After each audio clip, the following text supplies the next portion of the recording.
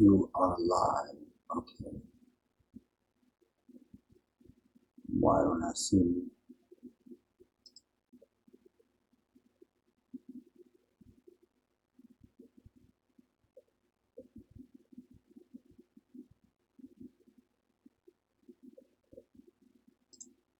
I need to see this.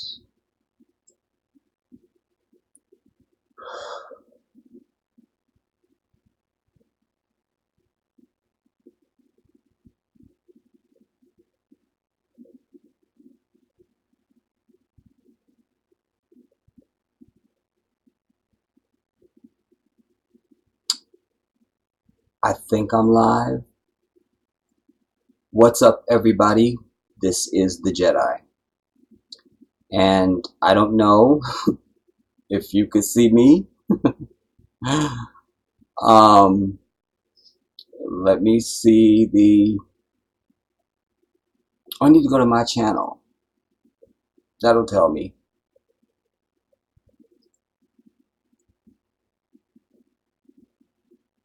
Okay. Shout out to, first of all, Salamu Alaikum wa rahmatullahi wa barakatuh, to my beautiful Muslima. Shout out to In It to Win It. Shout out to Ajina Maya. Ajina Maya.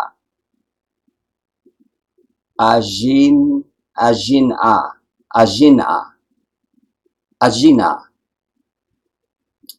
Maya. Shout out to Betsy. Shout out to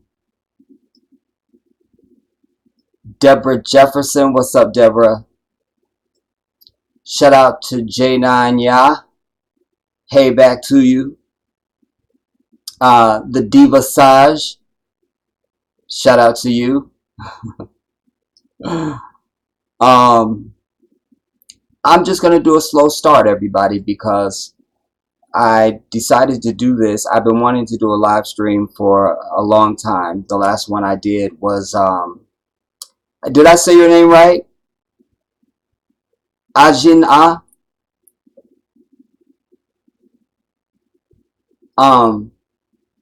Actually, I haven't done one since February, and before that, it had been 1,000 years. I also have not been on camera for a lot of my recent videos, and you guys that have been with me forever, you know that I think that's disrespectful after a point, you know.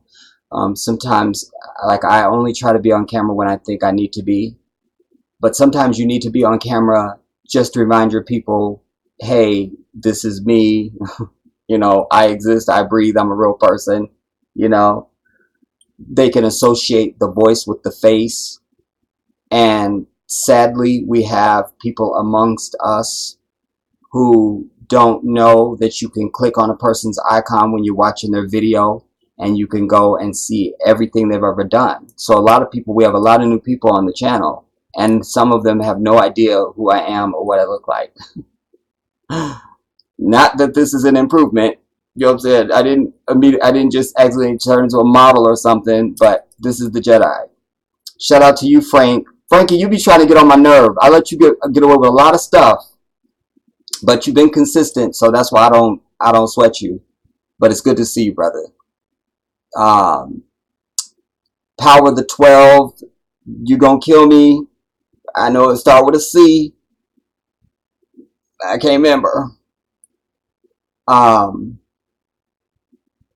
I also make sure that when I do these live streams, you guys, that I try to shout out everybody that comes into the room. Your price of admission is to thumbs up the live stream. So you should be thumbs upping the live stream right now. Do that. I try to make sure I shout out Barbara Edwards. You already know it's all love, girl. This is also an opportunity not only for my viewers and my followers to see me, but it's also an opportunity for you to ask questions, bring up topics, things you want to talk about. I can tell you that shout out to Matthew Boykin. What's up, Matthew? Um, Shah, I'm so glad you said that, Muslima, because I was somebody I was talking to recently. You guys know Janet Jackson is my wife, and I will invite you. But I also call Janet out on her fakery. I'm gonna give you an example of Janet's fakery. Like the interviewer will say, like, now you're really excited about. We're so excited about your new tour. Are you excited about the new tour? This is Janet. I'm very excited. That's it. Not like I know I'm so excited. No, I'm very excited. Like she's on a quaalude. Like I shouldn't be telling y'all this because Janet's gonna get mad at me, but I just have to tell y'all the truth. That's my wife, and I have to let it. I have to sometimes just share stuff with y'all. So I'm saying she ain't gonna like it. You know what I'm saying? May not get no loving tonight, but that's another issue. Shout out to K.R. Watkins. Mwah. But also there's been a lot of stuff that I have wanted to voice, and I'm not one of these people you guys know that just video. I did, when the last video that I did, I mentioned to you that I had a 4-hour video. That video's been done since the day I mentioned it to you. The energy changed. I'm still going to release it just because I said I would, and because I put in the 4 hours to do it. Plus the production time, that video is it's definitely more than 4 hours. It's probably more like 4 or 5 days, I'm still going to release it. I just don't know what its value is now. I know the value, but you just have to assess it on your own when you see it, that's why I've procrastinated about releasing it. Shout out to Betsy. You're right, Betsy. You're right. But she's been saying it that way forever. Like the first time I ever saw her do it, I'm like, are you serious, Janet? Like, that's your excited? Whatever. But y'all don't get a chance to see the excited that I see. So y'all, I don't want to bring that up right now. So we stand on something else. That's true, Matthew. You're right. One of the other things too, you guys, is I didn't want to continue to do a bunch of videos about Nipsey Hussle. Because there's so much going on with that case, and I'm not a click chaser. I'm just not here for any of that, but some things are important for me to share my point of view and to try to add something to the conversation, and certainly his passing was worthy absolutely of my attention, but it's a moving and shifting story. In fact, the 4-hour video that I will be releasing after this probably, I get into that, but the context is not. I don't like to do sensational stuff. People jump on big stories so they can get views and clicks, and they're just here to make money. That is not the Jedi. If I don't have something to elevate the conversation or something to bring an intellectual context to it, a real discussion value, then I don't need to speak on that. So the videos that I've done on him have been for that reason and in that context. But there's other stuff, and like I was going to say, in the 4-hour video that I produced, I thought there was great value in doing. I have a whole piece on Chris Darden, but I have one video of him. It was after the OJ trial and the start of the civil trial, and there's an exchange on the Geraldo show. Then I have a full documentary that even I hadn't seen that is on the OJ. They're like it's new evidence and stuff like that clearly suggests that it couldn't have just been that OJ couldn't have did it, or he didn't do it. That there was a lot of things the police didn't find. But what my main reason for bringing that was to I'm aware that there's a whole generation of people who are just now being introduced to Chris Darden. They weren't on Earth when the OJ trial happened. I was in diapers. I was. Okay, fine, I wasn't in diapers, but whatever. We're not discussing that. All right, settle down. So, I wanted to bring context to the new generation for who he is, why there is a brouhaha and a firestorm over him now, and also lay context for, because I don't think that it was the Eric Holder dude. I'm not convinced it was Eric Holder. I'm just not. But I wanted to show that, but I also wanted to lay foundation and history of the LAPD, the lying ass police department, to show that they can always be counted on for collusion and conspiracy. They go all the way back to, they go back, dude. Like, they just go back. Like, even Sam Cooke, there was a piece that I produced for you that I didn't release on Sam Cooke that I probably, but that got pushed back because of the Nipsey Hussle thing. But it's complete. I did that weeks ago. It's a piece on Sam Cooke because his death was sketchy and not believable. But it has in common the same earmarks as Michael Jackson and Nipsey Hussle. And then I was I contrasting those in that video? I don't remember. But my point is that these are all men of power who were interested in actually doing something for their community, and they all died of suspicious circumstances that seemed like they were an aberration, and they were wrought with anomaly. I always tell you that anomaly, anytime you have anomalies, that's the stench of conspiracy and things like that. So I probably will release the Sam Cooke piece. I will release the 4-hour video. You just watch it when you can, if you can, however you can. You know, my work is meant to leave you fuller than when you came to me. You know, whatever it is I'm discussing or dealing with. And certainly that video does that. Like I say, the energy field just sort of left me, and I just felt, so that's why I procrastinated about releasing it. But it is work that I've put in, and I will be releasing that, inshallah. Also, I want to shout out, I think it's a deal. This is something somebody just shared with me today about this Ancestry.com commercial that's out.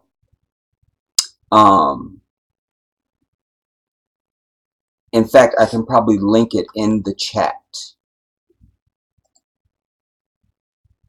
Or no. Because well, wait.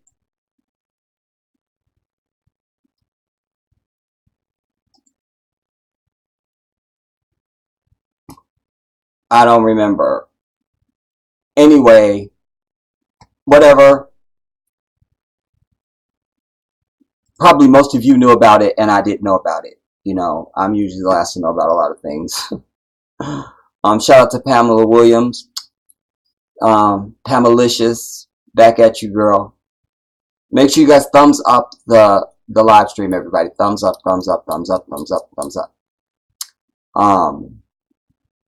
That was important to me, the ancestry thing, because, and I have an article that I'll just read briefly for you.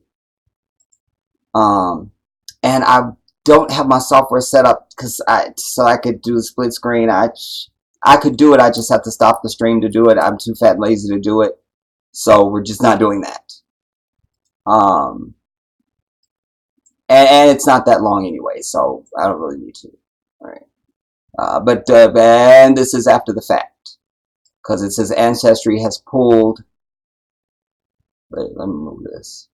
Has pulled an ad amid backlash that it whitewashed the violent history of slavery. This is immediately dangerous because it plays into what I've been preaching for the last several years. When I tell you about the commercials they play on TV, everything must be interracial, everything must be black man, white woman, or white woman, white man, or white family, black children, or something. And they're not including anybody else. If you just landed on the earth in this nation, you would think the only people who existed are Africans and whites. That's it. So Ancestry is pushing the envelope now because we're not pushing back. We're not pushing back. And I take my own ladle of guilt with this too, because I could and will do my jurisprudence to find out who are the advertising agencies, the major advertising houses in this nation, and bring that information to you. Maybe you can also help me source the information. And we start calling them and asking them, why is that all of y'all are doing these interracial commercials? What's going on? What's going on? Why are you doing this? Whatever. Start putting heat under their ass, you know. But without having spoken to them or any of that, I know the reason. And that's why this Ancestry ad exists, because it's just pushing the envelope again. Haha, now let's do this. We've bombarded you the last several years with nothing but interracial commercials, no matter what we're advertising, no matter how random. It could be a overnight infomercial. It doesn't matter what it is. They are pushing this. Pushing it. And I've already told you about that, how they've started to change the census. So they're laying the groundwork to change the census even more now, because they've already changed it to where you have to either, if you're a Latino, you have to declare yourself either black or white Latino. What you think Latinos are gonna pick? I can't blame them if they don't look like us. You feel me? So, but they're laying the groundwork so there'll be a new race, and then that will also go to their numbers. They're doing this at all costs to never have to admit when they become the minority, which I say they've already been. Because we know for decades they have been declaring. I brought you guys Dr. Mustafa Hefni, who's darker than I'm ever going to be. And he is a black Egyptian Muslim. And they will not let him declare himself black. He's white. And I told you guys, I personally know endless Arabs that their thing says white, all that. But anyways, they're laying the groundwork because superiority and majority is so obsessant to these people and so important, like it's their life, you know. But anyways, this Ancestry thing now, like I say, this is part of the puzzle. Ancestry has pulled the ad, but you know, they knew they were going to pull it when they produced it. You know, and if you've not seen it, it's man, I wish I could share this, but I used to have my thing set up. Z A no, I can't. I don't remember how I used to do it, y'all. I have to do it another time, next time, inshallah. Anyways, the DNA testing company Ancestry.com on Thursday took down a controversial ad which depicts a white man romantically, this is a problem, romantically pursuing an African woman in what appears to be the slave-owning South amid a torrent of backlash from people who accuse the company of whitewashing the violent history of slavery. Well, it's more than that. Because if you see the commercial, you see that he's I forget her name. We'll just call her Wilhelmina, and he has a ring as if, and you know, Wilhelmina, there's a place we can be together in the north. If you can come with me. She never says a word. So we know this is fictional because it'd be like, come on, heifer, you're coming with me. And we know how our women were raped as well as our men, etc. It just, I mean, but again, it also calls to my intellect just the whole existence of ancestry.com or any of these ancestry type things that we don't own. Because they lie about everything. They have lied about everything. They continue to lie about everything. Why should we believe anything that they say about ancestry? Because as it turns out, every time a white person does their stuff, it's always they're sub-Saharan African somewhere, or they're somewhere African, and I don't believe any of that. You understand? Because as I say, Allah has shown us in everything in nature, you look like what you come from. Period. You just do. You just do. Nobody ever saw a grape growing on a strawberry bush. We've never seen this. We've not seen it. We've not seen this. We've not seen a pineapple growing on an orange tree. We haven't seen it. We have not seen that. So I always tell you guys that creation is not decoration. It's not. Creation all around you is information. Your melanated skin is not just because God was being decorative and painting. No, this connotes you are something else. You are different. You are. We assign this to everything in nature. Nobody ever says a dolphin and a shark are the same. Nobody says that. Nobody says a carnation and a rose are the same. Nobody says a giraffe and an elephant are the same. We could keep going. Nobody says a weeping willow is the same as an oak tree. Nobody says a koi fish is the same as a piranha. Whatever. But it only when it comes to humanity, we've sold this idea that we're all the same. We're not. Damn it, we're not. The ad called Inseparable and posted on Ancestry's YouTube channel. A white man and a black woman described in a caption as lovers, end quote, are seen trying to go unnoticed while running through the streets. That misstates the visual. Abigail, that's her name.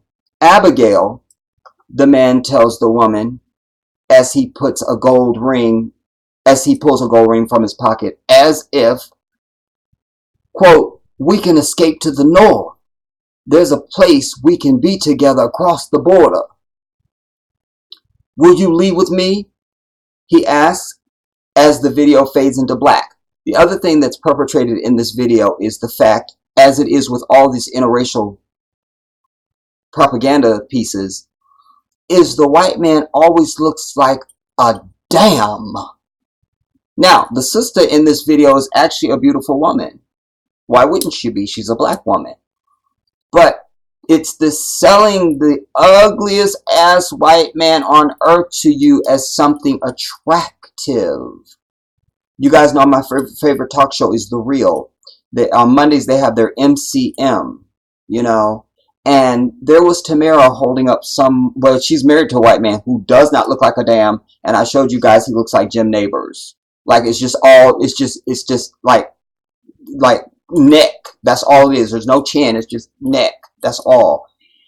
And this is being sold. They always give you some clearly. I don't care if I'm a male or not. I have two eyes and I have a perception, whether it's male or female. And any man walking around talking about, well, I don't judge men. I do, damn it, including my own self. Like, I know if I'm ugly or not. I know I look like some hot garbage sitting here right now. That is not the subject, all right? Settle down. What I'm trying to say is they always put up somebody that is just like, are you serious? But you're supposed to see that as hot. This ad perpetuates that. This guy is not attractive. And there's some kind of scarring and all this. And it's just, I can't. And then they also have the female looking more kept than we know was probably reality. And just that he's asking her to run away with him to the north, as if you had respect. This is a time when you owned us and you told us what we were going to do. I mean, it's so insulting. And so they shouldn't just take down the ad.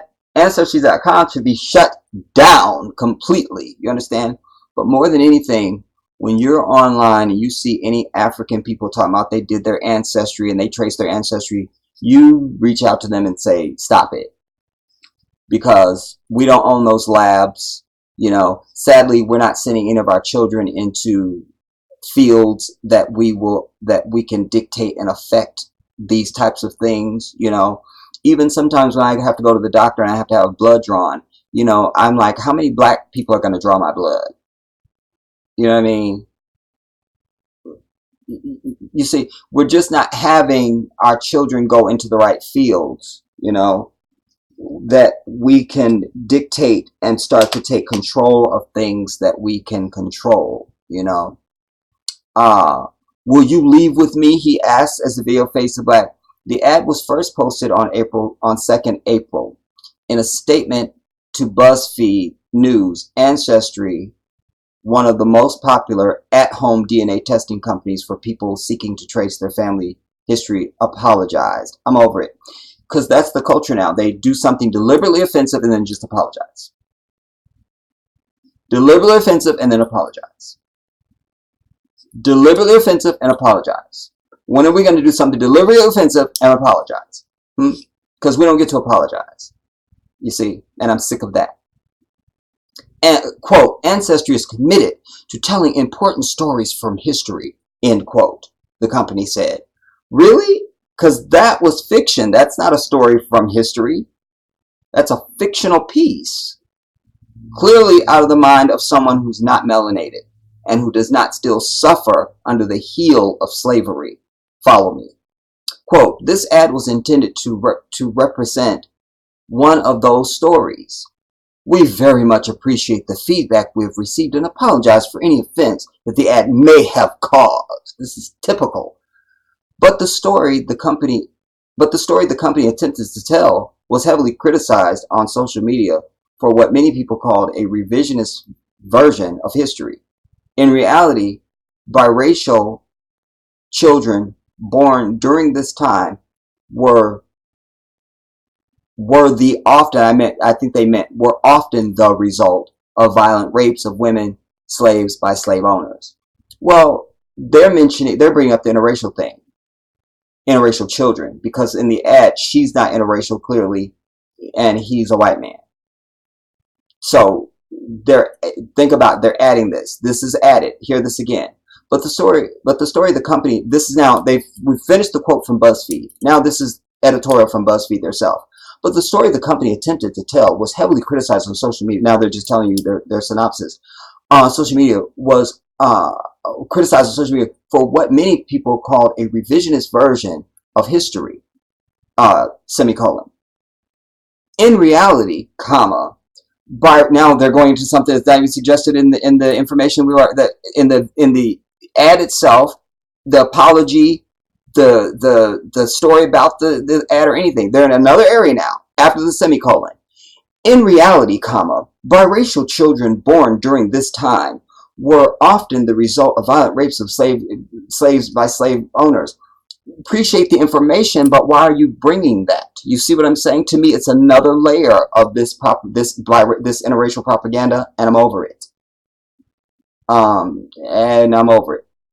By Thursday afternoon, Ancestry had pulled the ad from its YouTube account and said it was in the process of pulling the ad from television as well. But the company continued to get dragged online for being tone deaf to the history of black people in the U.S. They're not tone deaf. Listen, we have to stop giving them a pass for being, it makes me sick when I hear black people say, we still have to educate white people, as if they don't know. It's 2019. If you don't know by now, it's because you don't want to know. And we don't believe you don't know. You understand what I'm saying? It's on purpose. It's as if there's this, I'm not going to get worked up. I'm not going to do it. Um, but the company continued to get dragged online and being told us about the history of black people in the U.S. Right? The company did not answer BuzzFeed's news questions about the ad and how it was created. The ad appeared to be an effort to reach new black customers in the U.S. Then why couldn't you show a very handsome brother that looks something like the Jedi, at least, a sister that looks like my wife, you feel me, and he's on his knee treating her like the queen that she is, and then doing something to show black love, and then entering your ancestry vomit into it. So this is a lie. The ad appeared to be an effort to reach new black customers in the U.S. Although DNA ancestry companies like Ancestry.com, 23andMe, and Family Tree DNA have increased in popularity, the at-home testing kits have been more popular among those with European ancestry. Because they want to know. We don't care to know. Because we know we can't really know. You always have some scragglers of us that break off and, go in the opposite direction and do stuff that massa is doing because they're trying to be massa. I'm over it. But what I'm saying is none of us need to be doing it. And you must remember also when I brought you the story of Henrietta Lacks, I proved with documentary evidence in that video that we found out. Moki, what's up, my girl? Moki, what's up, Moki? Mika, back, back,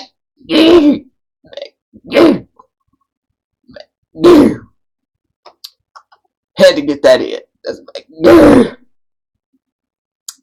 I proved in that video that we have a different protein that comes off of our cells than anybody else, certainly than white folks. We are different, everybody, and that's fine. You understand? And so we don't, and nor will we allow ourselves to feel guilty about that, or like it's something that we should say in hushed tones around massa. No, damn it, we're different. Damn it, you understand? And thank God. You understand? Bask and celebrate in our uniquity. Shout out to Mary, such a lady. I missed you just saying your name. I love that so much.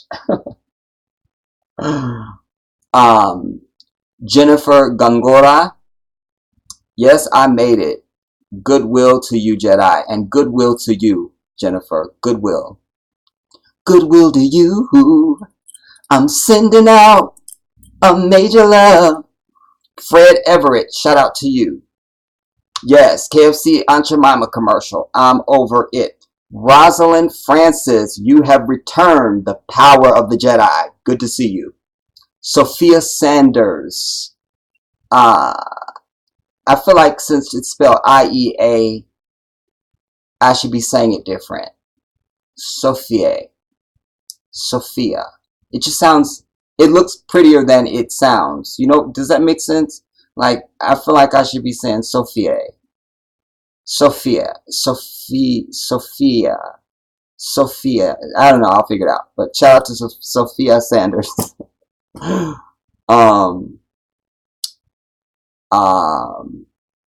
And also in these, you guys, I usually go back and I read you guys' comments and stuff like that. This is a two-way. It's not a dictatorship ever. It's one of the main reasons why I love to do these whenever I can, is to give you an opportunity for us to be able to just speak directly. I'm here right now. It's not a recording.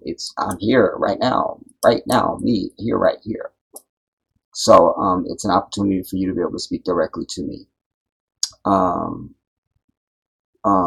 You're God, your privacy and abide by, I don't know about these damn YouTube people, they make me sick. Barbara Rashan, Walaikum salam wa rahmatullahi wa barakatuh. Actually, I said that wrong. Baba Rashan. Forgive me. Astaghfirullah.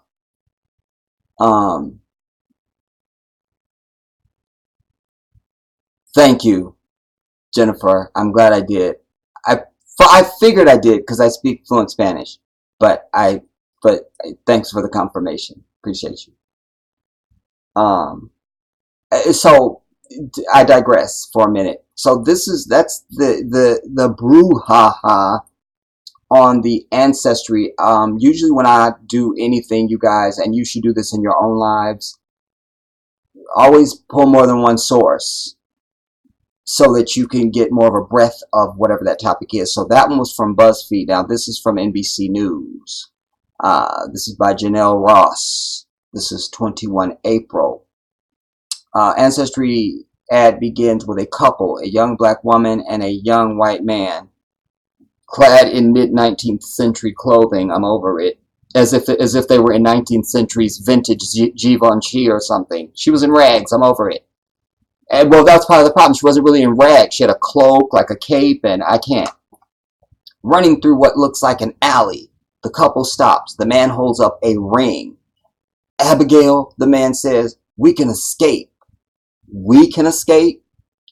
Will you leave with me? The younger woman gets out only a fraction of one word. I ... comma. Before the point of this ad becomes clear. Ancestry.com, which claims to have the world's largest consumer DNA database, says stories like Abigail would be lost to history if people didn't trace their roots using their service. Thank God, because we knew nothing about our history before Ancestry DNA came along. Thank God for Ancestry. Oh my God.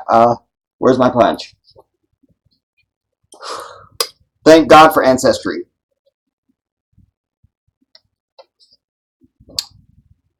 I can't.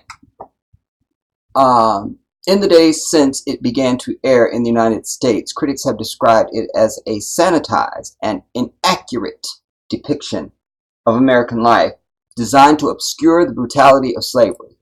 In doing so, historians and advertising industry insiders say the ad campaign illustrates a set of very modern, ongoing American problems with race. You know, again, we have to reject. America doesn't have a problem with race. White people are the cause of all the problems of race, if we're going to tell the truth. You understand? I'm sick and tired of this we, and like I even hate it when people say, you know, we're going to win the Super Bowl. I don't see you with a contract from the NFL or the NBA. Where's this we at? You see? Akulu kaulan sadida, Allah says to mankind in the Quran. Say what is. Say what is. I'll read it again so you can understand my outrage and hopefully you'll share it. In doing so, historians and advertising industry insiders say the ad campaign illuminates a set of very modern, ongoing American problems with race. Who here has a problem with race? Who? Who amongst us? Who? With this? Who amongst us has a problem with race? Now, who amongst us has a bunch of bullshit thrown at us all the time because of this? Huh? So let us state the facts. You see, late Thursday, Ancestry pulled the ad from its YouTube channel and scuttled a TV airing schedule, and late Friday offered more information about the thought process behind the ad. If you have to offer a thought about your ad, that means the ad isn't well done no matter what you're advertising or what the problem or what the issue is. It doesn't have to be controversial. An ad should speak for itself, period, the end. If I don't get it, then you haven't sold the product. Done. And, quote, Ancestry is committed to telling important stories from history, both those that are positive and those that are more difficult, but equally as important, end quote. See why it's important to pull more than one source? Because they didn't tell us this in the BuzzFeed piece. The privately owned Utah company wrote in an emailed statement, quote, many of our ad campaigns are based on factual historical events. Well, no white man would have been offering a gold ring to a black female slave. Wouldn't have happened. I'm getting worked up. Damn it.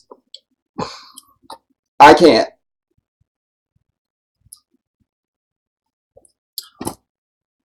How much more of this is there?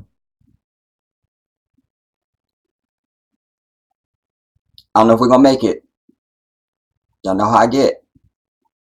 I don't know if we're going to make it. I just don't know if we're going to make it. In the days since it began to air in the United States, critics have described it as a sanitized ad. Did I read that? It's got on the YouTube channel, blah, blah. Ancestors committed to telling to even though they're done email statement. Many of our ad campaigns are based on factual historical events. This ad was intended to represent a love story, I'm getting even sicker, between two people who were not able to marry in the United States in the late 1800s and wanted to migrate to Canada, which had no blatant laws banning interracial marriage. Just a second. The sister never says anything. He's dragging her along when they're running, practically. And he's the one proposing everything. She never gets a word out.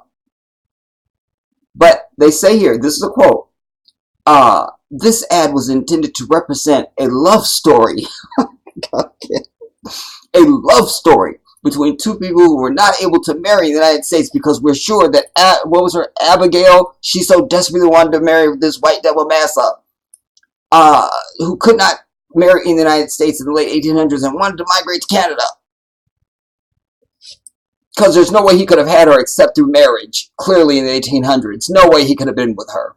But ads, comma, like anything else created by human beings, no, by white people, involve choices. Choices have meaning. Quote, what's really going on here, said Diana Ramey Berry, a historian and professor at the University of Texas, Austin, who wrote the book Enslaved Women in America, and we want to know who she is. Diana Ramsey Berry.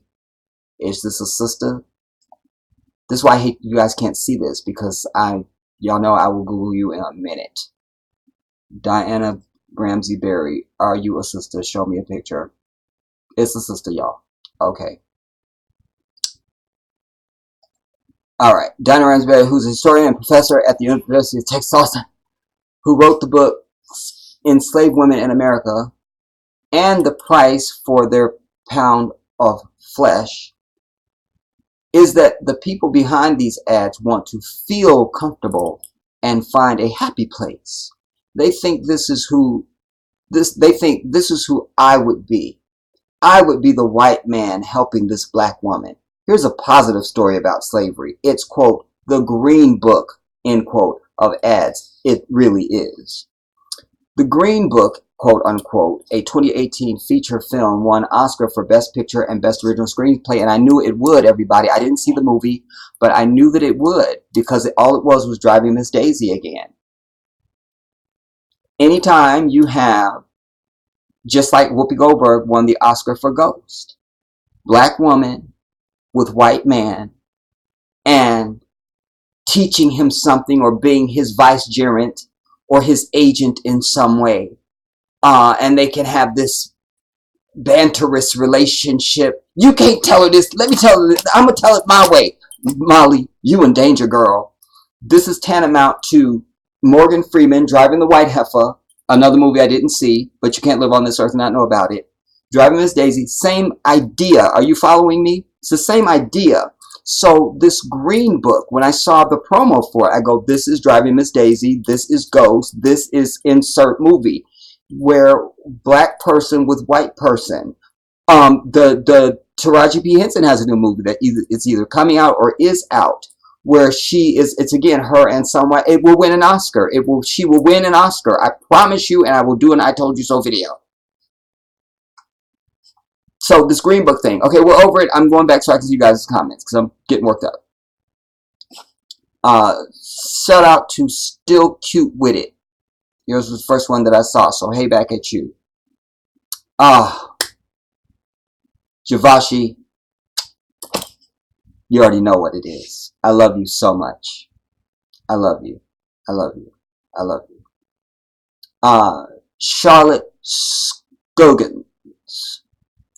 Hello, hello, handsome man. Oh, you must be talking about somebody behind me.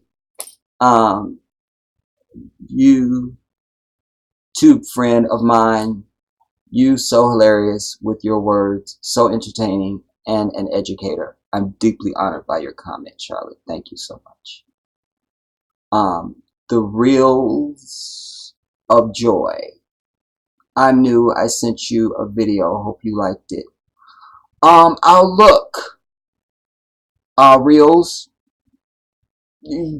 I'll look. I'll look. I'll look. I'll look. I'll look. Um,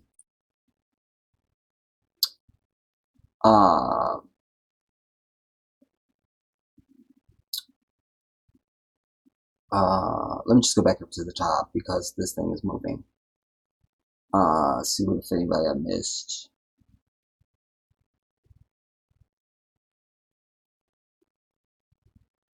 You know, and another shout out to you, Deborah, because at least you said I see you. Because when I need y'all, if I ask you, can y'all see me? Can you hear me? Somebody got to tell me something.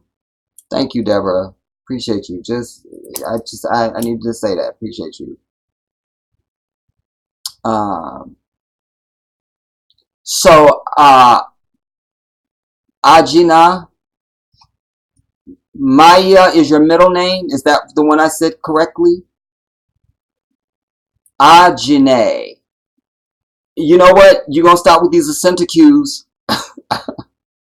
I've done a whole video about accent-cues and commas on sisters' names. I can't. I love you, but I can't. I can't. So, Ajine. And, okay, but you're not my other Ajine. I can't really see your picture. Because that's Ajine 23. Um, um, yeah, Nikki, you're right. Nicole, though, I think because I associated a C somewhere in there. Isn't it really Nicole, not Nikki? Isn't it really Nicole? Let me know. Um, uh,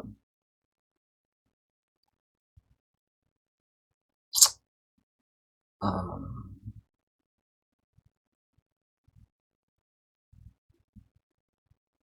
I shouted out Mary, such a lady.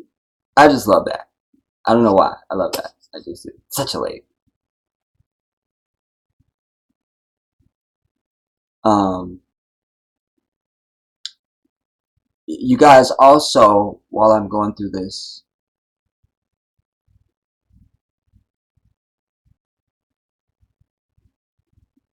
yeah, that's right, Baba. I couldn't, I wasn't really seeing your, icon. That's the elder, y'all. What's up, my brother? Honor and respect to you. Honor and respect. Honor and respect. And deeply honored to have you here. Um, um, what was I going to say? There's another video that I sort of scratched, y'all. I mean, it's done, but I don't know if I'm going to release it. I tell you, there's a lot of stuff I do and I go, eh.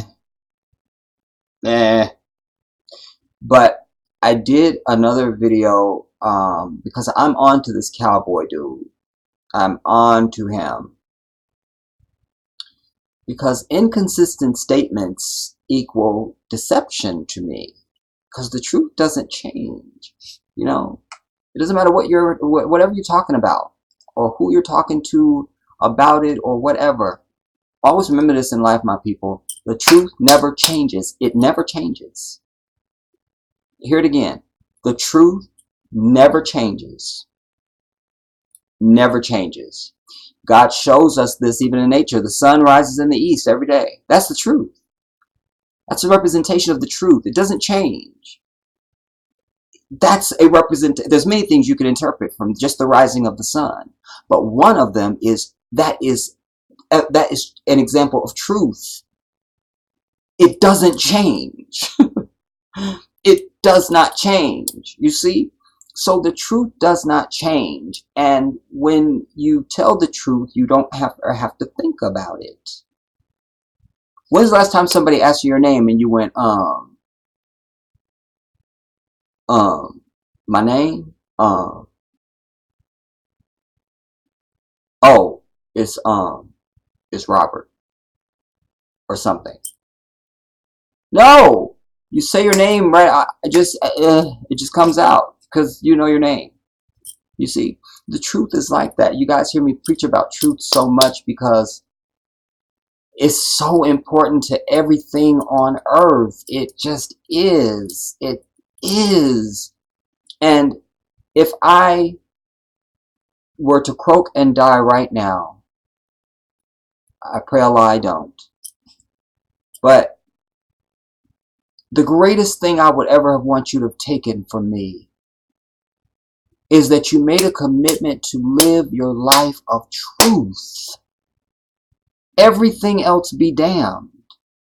Forget feelings and relationships and who will hurt and this won't, forget all of that. Truth, let that be everything that you are in everything in life. It's the most important thing. That's why you hear me talk about it so much, because it's such a part of my fabric. It's who I am. Do you understand? It must be the truth, or I can't have anything to do with it. I just can't. I can't have anything to do with it. I can't. I can't. I can't. I can't. So make a commitment of truth for yourself. You see? And you'll have a better life. And also you'll notice that those around you will become more authentic. Your circle might get smaller, but that's fine. Because do you want quality or do you want quantity? You understand? Because I can have a crew. You can have a crew. But what is that crew? What's the crew? You see? So if you adopt a policy of truth in your life, Life Works, shout out to you, Enterprise. Life Works, I don't know if that's a full name. I'm just gonna call you Life Works. The best talk from the Black Yoda. Speak some knowledge, and I pray, and I play a fiddle for you, my dear. God bless. I get it. Corindal Sadiq. Glad to have you here. Make sure you guys thumbs up the live stream, everybody. Thumbs up. Thumbs up the live stream. Also, you guys, listen. My quest for Africa continues. It continues. If you don't want to see me go to Africa, you can at least donate $1 to the GoFundMe just because you think I'm fantastic. Maybe you think I'm cute. Maybe you think I have a great smile. Maybe you just like my work. Whatever reason you need, you can do that. You understand? You can do that. You can do that. You can do that. That quest continues, and it will not end. Oh man, it's time for prayer. So, is it that time already? I can't. All right, we're gonna go a little longer. We're gonna go. There was a name I just saw that I didn't call out.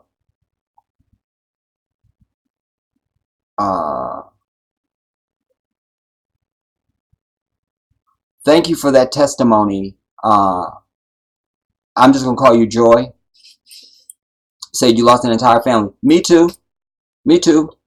Me too. And I'm the last child from my mother. And it always killed me that I'm the one that's the moral compass and the voice. Like, ain't y'all supposed to be raising me? So you have to be willing to be unpopular when you're a truth teller too. But it builds character. When I get respect, it's because I am respected, not because I'm putting on something artificial. I command respect because of who I am and the energy that I put forth from my soul. It just radiates and people see it. And those who can't take it, they will stay away. You understand? They will stay away because the truth to them is like a stench. They can't stand it. They'll stay away, But you have to be willing to be unpopular. You just have to. You just have to. You just have to.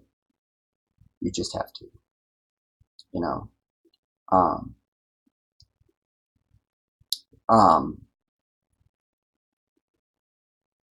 I was just going to share something with you guys that my nephew, we were talking about recently, and I won't go into detail about it, but I was just telling him that And I've told him this before in his life, I expect him to be a leader, like I expect you to lead, use your presence, just the very energy of your presence you should lead. I expect you to be the leader in any environment that you're in. You should be the leader. You don't follow. You come from a family of leaders, grant you the rest of my siblings they're not total disasters, and I think we all have natural leadership quality, but they don't, they're just not self-aware. Like they're different people than me. I don't know who they are. I can't. Shout out to Lena Jonachi. I love your videos so much. Truth and comedy at the same time. You always have me laughing out loud. You know what, Lena? That's the story of my life. I think I get my wit from my grandmother, and my aunt. Everybody in my family is funny. I am the funniest. Any of them will tell you that. But it's not like comedian funny. I'm a self-aware person because I do a lot of introspection and self-analysis over my life. And that's one of the things that I know about myself in third person.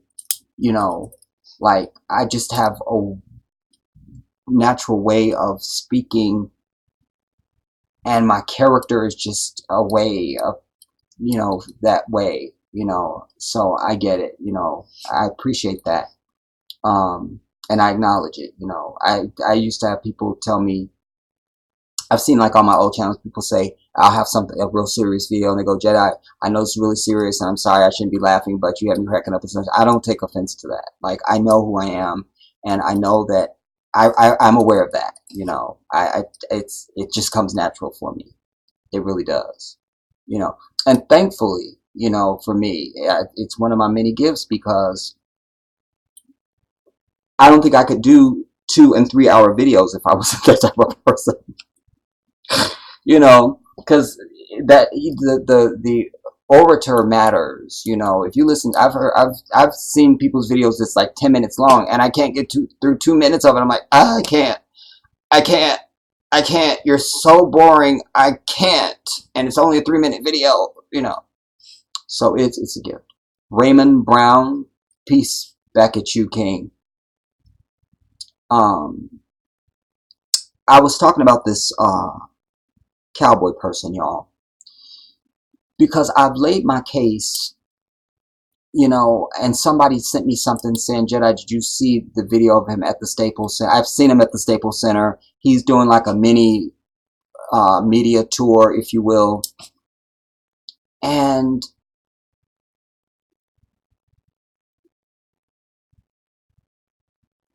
I saw some video where, that was showing the history of their friendship, him and Nipsey.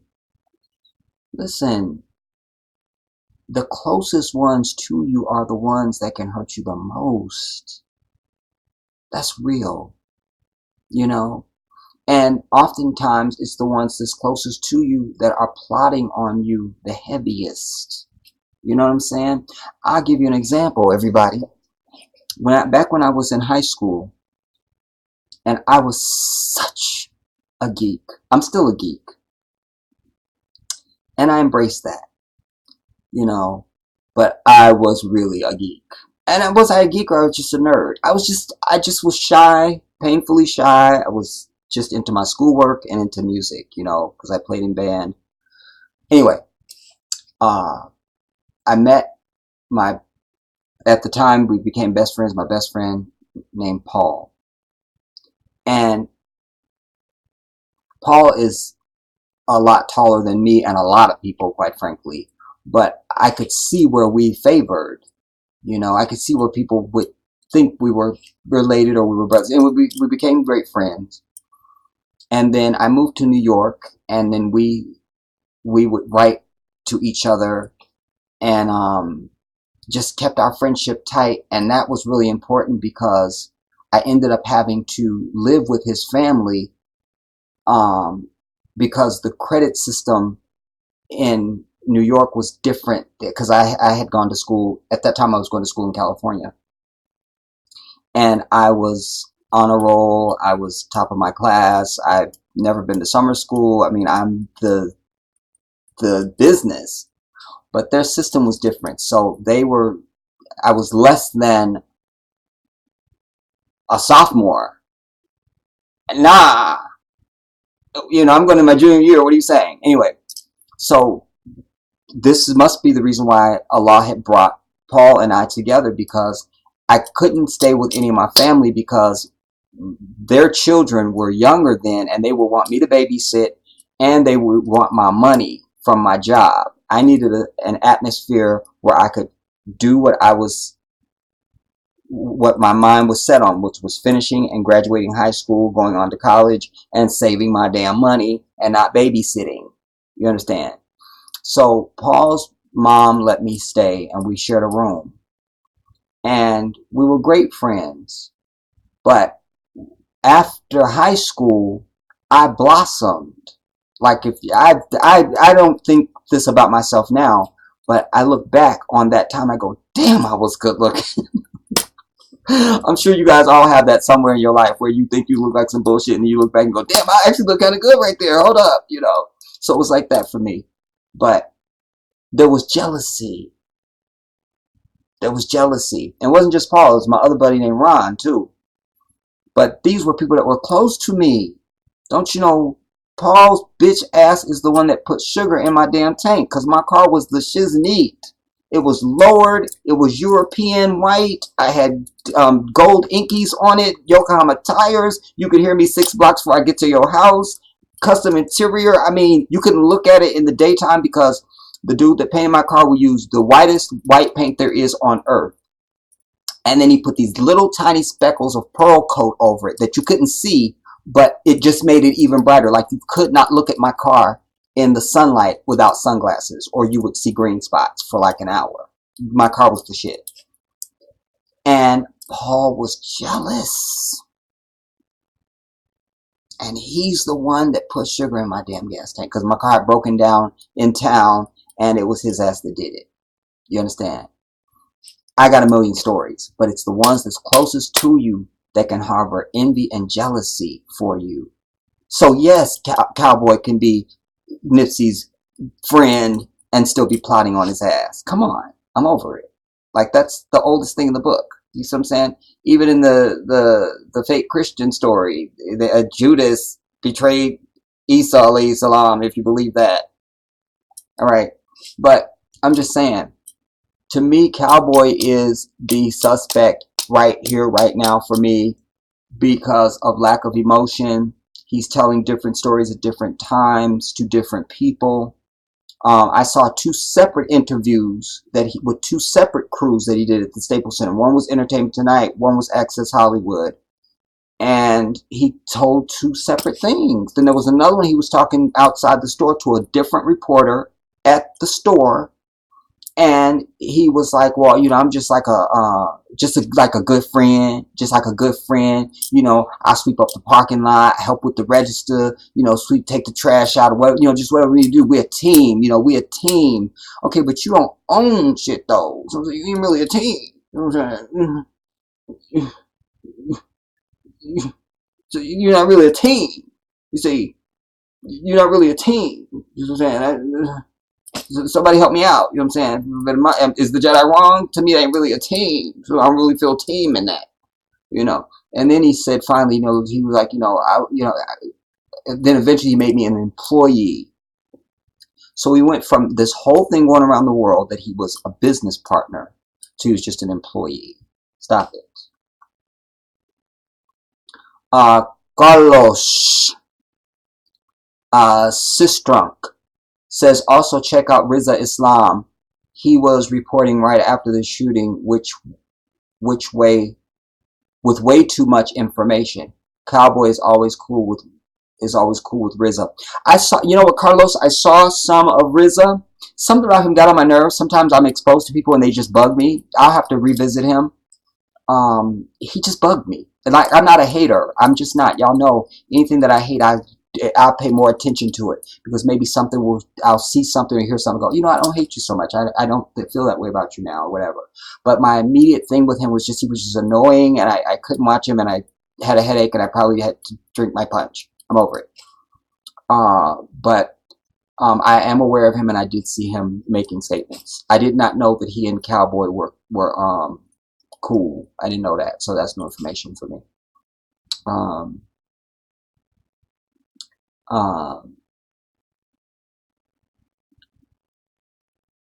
Thank you, Javashi. It will, you know. Jealousy and envy reigns. Never want to see you dead ahead. They just hold you back. Friends will let you down. Friends won't be around when you need them most. Where are your friends? Oh, friends are hard to find. Friends, yours and mine. Talking about your friends. FX3 events. You have a wonderful take on many subjects. Can you update your thoughts on reparation, Jesse, and Neverland, and of course Oprah? Current response? Sure, that's a good question, FX3. Actually, I had a whole piece that I had prepared for you guys on reparations. Again, a lot of stuff got pushed back with this Nipsey Hussle stuff, you guys, and a lot of it is long pieces. Long pieces. We'd like no less than 3 hours. No less. You understand? No less. I will say this in a short synopsis, really.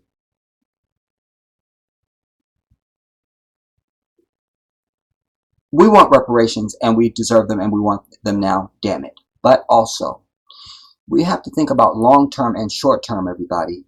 You know, in business, you always do projections. You see, if you ever go into a business and you just think about right now, your business will fail, you will be out of business in 5 days. I promise you, it's over for you. You must project. You have to project. And what I need you to start doing as individuals in your lives is start projecting. You understand? I'm going to get more into that in a second. I probably should write this down so I don't forget it. Let me tell the White House to remind me.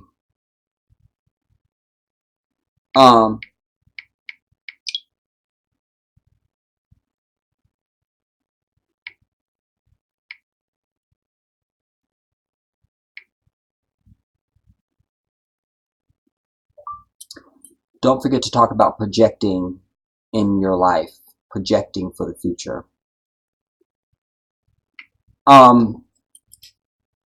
When I talk about projecting, you know, I'm saying this like, you got to be able to do the future and the current at the same time. This is also one of the keys to success. So when I think about the current, one thing we should be bitching about right now, is the cash bail system and the system of parole and probation.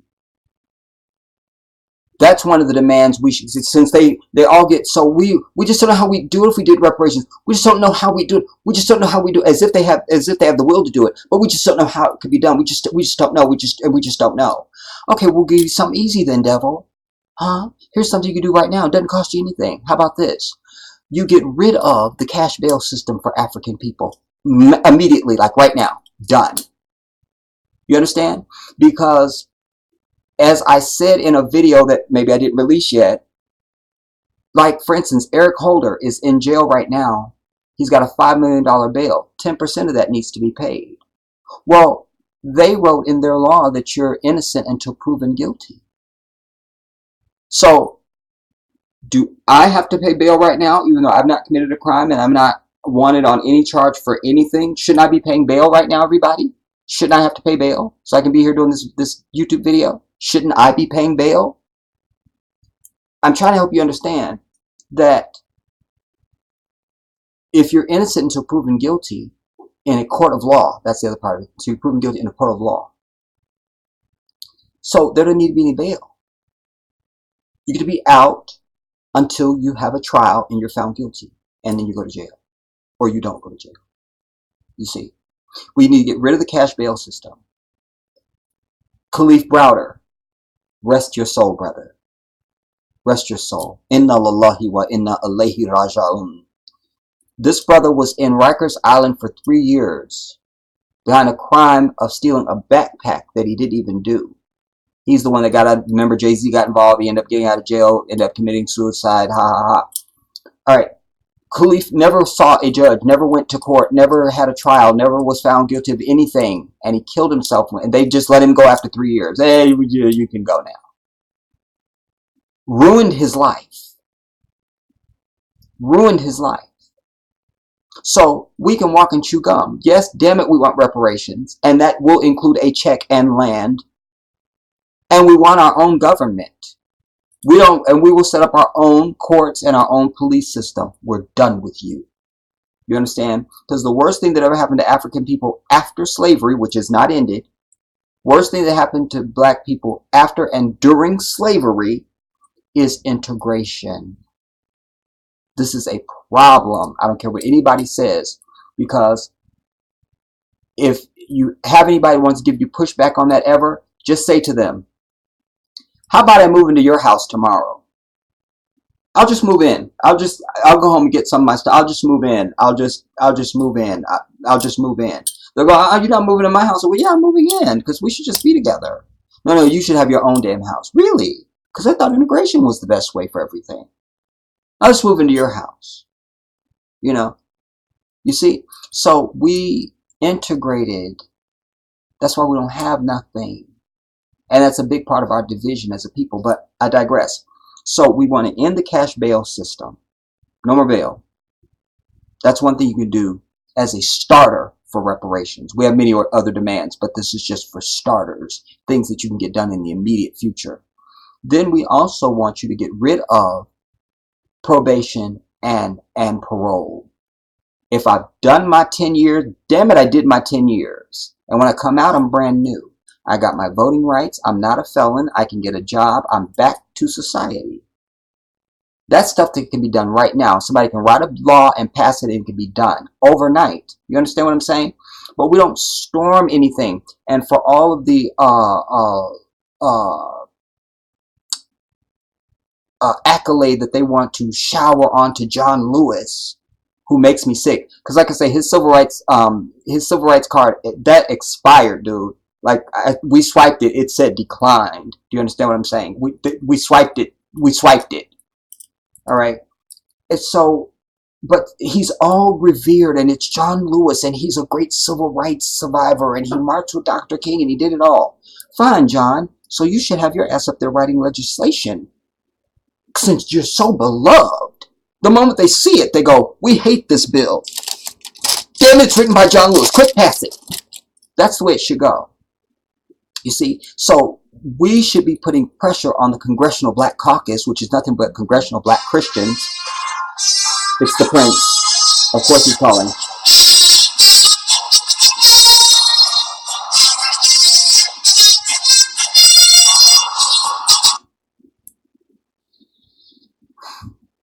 Assalamu alaikum. Why didn't you answer me earlier? I called you and I texted you. You're dead to me. Well, actually, I was having. You're also out of the will, and I'm being told in my ear right now. I've just been told. Wait, you're adopted. I hate you to find out this way. I hate for you to find out this way. This is not how it was meant to be. I know you were with your brother. Yeah. Allahu Akbar. That's right. And where are you at now? Are you home now? Yeah, I'm home now. Okay, because I'm on live right now. Don't make me turn this phone around. The whole world will see you. I mean, hey. I'll do it.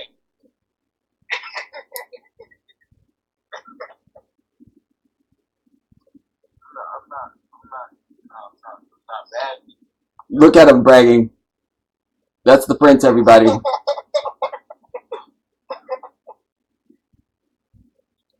So let me finish this because I was in deep thought. The inspiration is on me and all of that. So let me do this. That's what I'm saying. and then I will call you back, inshallah. Okay. I love you. I love you too. So no more of this probation and parole crap. You know what I'm saying? Because also, when we found out that one of the guys that was shot with Nipsey was arrested for being near Nipsey, he just did 25 years. And they're giving him gang affiliation. You see what I'm saying? This is about trying to keep a stash in the tank. You feel me? Like, because we are the what funds their whole prison industrial complex. It's us. So I'll let you out, but you gotta owe me. It's like you loan somebody some money. You say, okay, but you still owe me interest, or you still owe me. That way, I always have a stream of income from you. You see, this is the same thing. So they do this. You do 25 years or whatever amount of years you do, and then now you're on probation or parole or some shit. No, I did my time. That's so they always have a stable out there that they can violate you on something. You see? Oh, you were breathing. That's a violation. There, you get to go back because our numbers are falling in the prison. So you get to go back to prison now. Oh, you sneezed in a federal building. You're violated. You see what I'm saying? So we have to put an end to that. And that's something we can make noise about now. But sadly, as I say to my people, we don't act. We just talk. I'm not a talker. I'm a doer. And what frustrates me is I'm not going to act alone. You understand? I'm an actor in my everyday life everywhere I go. I act, trust, and believe. But I'm saying for big movement for our people, I can't be alone. I cannot be alone. None of us can be alone. It's not just me. None of us can be alone. You see? But there's not enough of us willing to be boom and let's give it everything. And if we got to die for it, God damn it, we ready to die. Do you understand?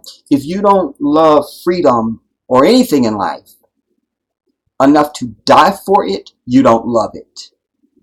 I don't care what you've told yourself. I'm telling you, you don't love anything that you're not willing to die for. Anything that you've ever proclaimed love for, if you're not willing to die for it, you are a liar. I just told it to you. I just told you. I just told you. That's the truth. Ms. Denova 24. Nah. Good to see you.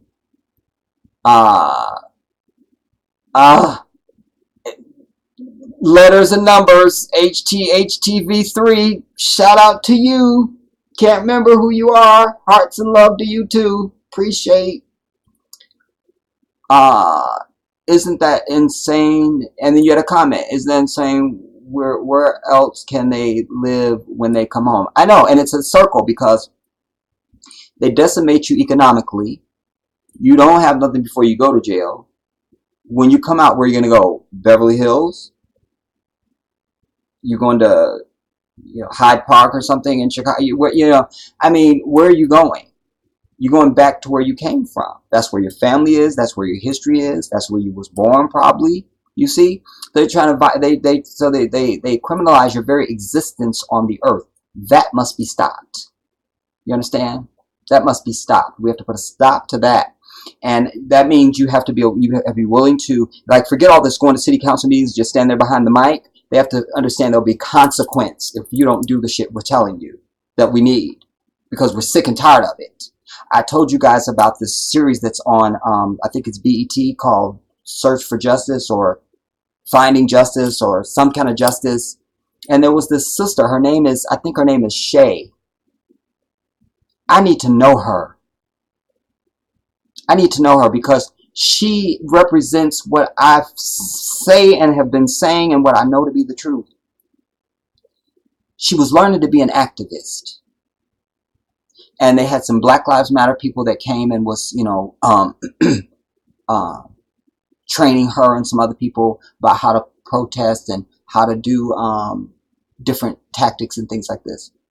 They purchased tickets to this dinner that this councilman was going to be at, who has the power to stop the police searches of the kids in school, because apparently California has a big problem with this. And she's fired up. She's that new energy that you want. But what happens is our kids come out like a candle. I wish I had one of my incense right here. And we go, no. That's what I saw happening to her, and it made me weep, because they raised $3,000 to go to this fancy dinner. It was her and some of her cohorts, and at their selected time, they stood up and said, "Councilman so and so, we're so and so, and woo woo woo," and they're like, "We paid to be here. We have tickets." All right, so they did everything. So the either his wife or his assistant or somebody, she goes, "We want to hear this. This is very good. We want to hear this." And do. So they was like, "Yeah, after we have dinner, the councilman will definitely hear you." Well, he ghosted out during the dinner. Well, they were getting into cars. They were filming this, right? So they're getting into cars leaving. And was she crying already? I think she was crying, because I was crying. She goes, I know we did the right thing, and I know we did everything, but somehow it still hurts. And I cried even hotter tears. I could cry now, I'm not going to do it. Because I wanted to hold that sister and say, because that ain't the way. They got to feel you. You understand? They got to physically feel you in some kind of way, or you're not going to get nothing. You understand? When he go tiptoe out the back, it should be some Nation of Islam or somebody standing out there saying, "Don't you got dinner to finish?"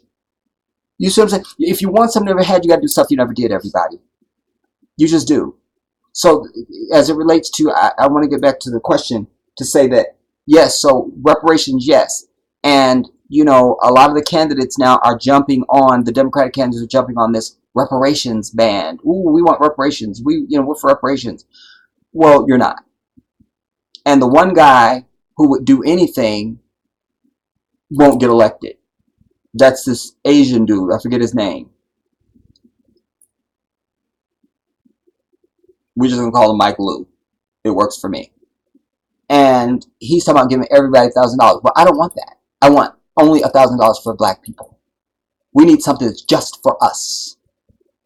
That's just for us. Just us. Nobody else. Because then you're not really, you know what I'm saying? It's like I punch you in the face, and there's 20 people in the room, and I go out of the room, and they go, "You have to go back in there and apologize." And I come back in, and I get up on the podium and go, "I just want to apologize to the room, for anybody, just apologize to the room," and I leave. But you still stand there with a dotted I. You're like, "No, I'm me. You see? So this is a problem. We have to demand this, but you got to be willing to do something you never did. That means, even if it means Trump is going to have another term, every African person in this nation has to say, we're not voting for nobody. We're not voting. We're not. We're not voting. That day, we're not going to the polls. There will be no black vote on voting day. That's the type of radical stuff you got to do to shake it up. Because I promise you, the head of the DNC will be at your house with caviar and Sauvignon and whatever else you want. And they'll be saying, "Please, we need this black vote. What do you want?" We'll say, "Bitch, give us reparations now." And you start with at least a $150,000 check to every African person in this bitch right now. You see, I've always thought outside the box. I've always been like, why can't I? Why? Why? Why? Why? Why? Why? Why? Why can't I? And I never take no until I know there absolutely can't be a yes. That's why I usually get what I want in life. Because if there can be a yes, go get it. Go get it. Go get it. Go get it. Go get it. Miss Tina, shout out to you. I see you. I shouted out. What was the other part of your question? You said reparations and something else.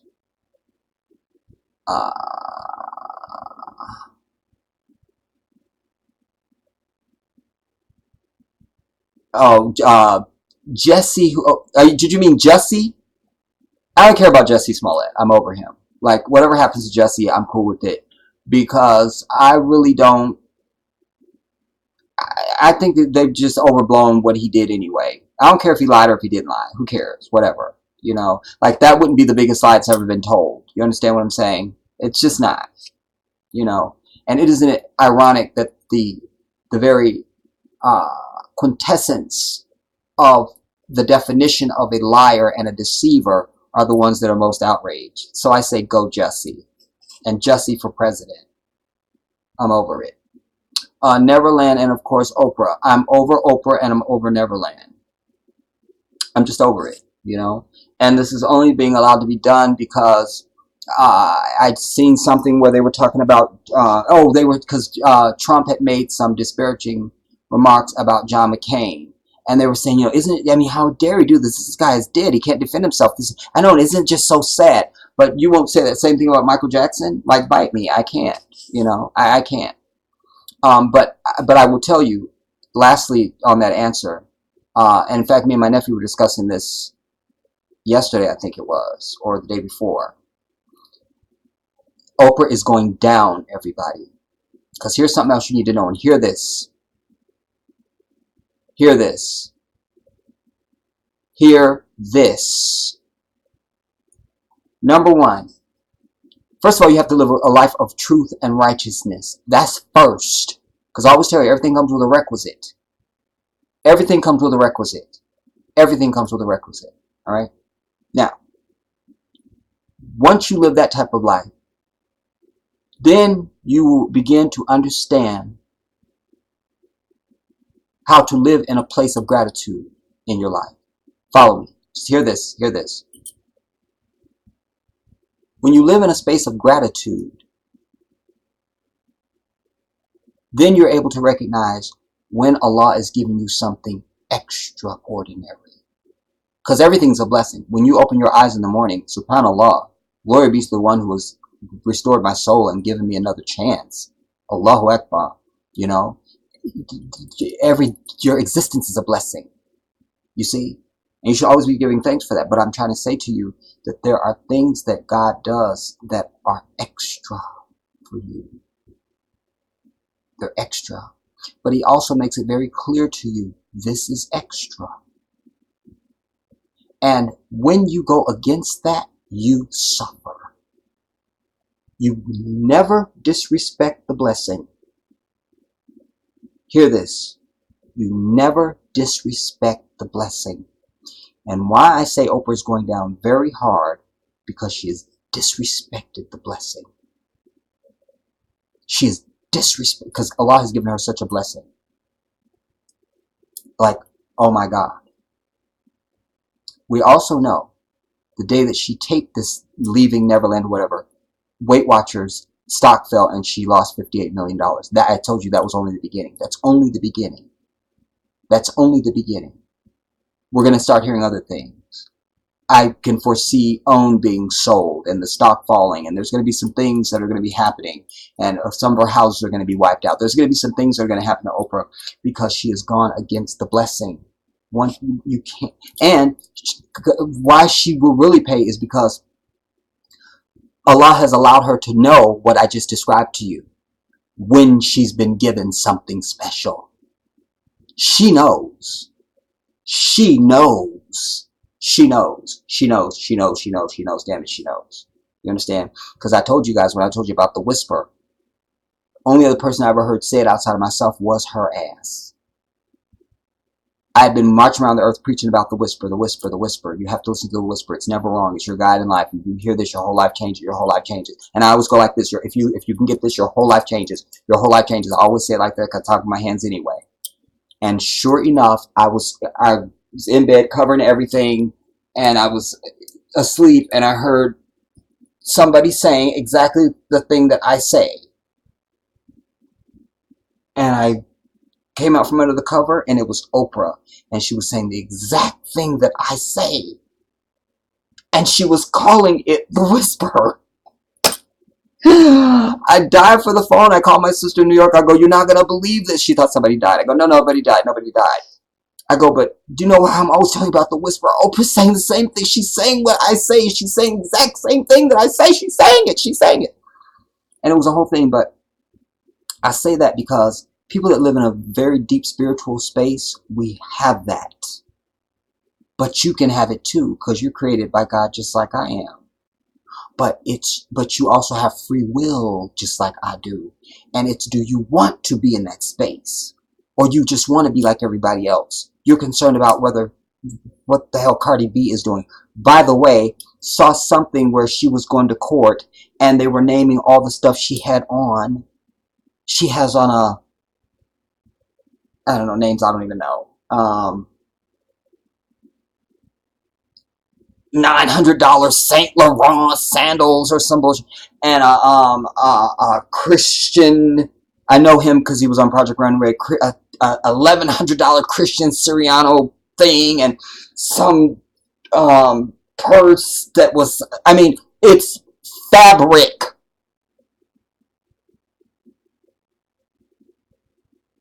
I can't, but I'm just saying, like, those are people that are living for the world. They're living for the world. And if you want to be in this space of inspiration, you can't live for this world, everybody. You can't. You can't. But Oprah has disrespected the blessing, and she will suffer because she knows better. Because God treats you just like a parent treats a child. If you never told the child something, you don't really scold them for that. They don't really get in trouble for that. If they do something, you go, I'm telling you, you tell them. You can't do that. You mustn't do that because such a thing. You explain why. And then they cool. But once they violate, didn't I tell you? That's the first thing. That's all my grandma said when she said, didn't I tell you? Didn't I tell you? Didn't I tell you? Because they told you. So the Creator is the same way. Once He's told you, now you know. Now you know. So she knows. You know. HTHTV3, I'm going to need another name on you. I think we've been through this before in previous live streams.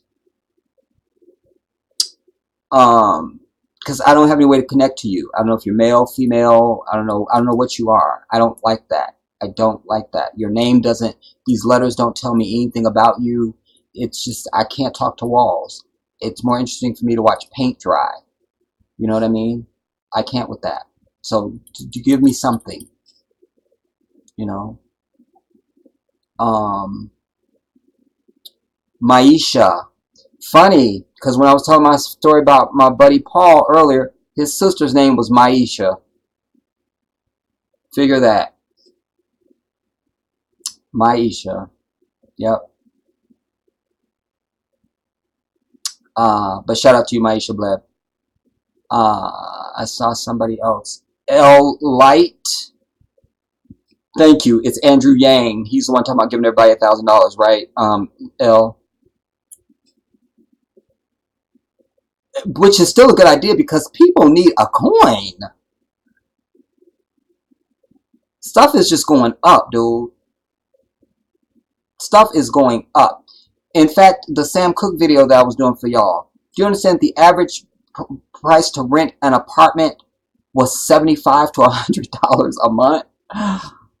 Where is, I need 1964. I'm gonna need that. I'm gonna need that. She said, I'm gonna need that. I'm gonna need that. I agree with you, Pamela. He was cool to be around him because Nipsey's got the fame. And one thing about brothers, not your boy, because I never had to do this, but a lot of brothers, if you identify a brother that's handsome or he's tall and handsome, but he's got good game, maybe got a car, whatever, just he's the one that can attract females. You have other brothers that want to be around that person.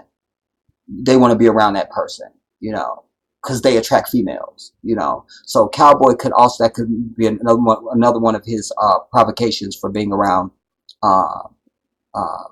Nipsey, you know. And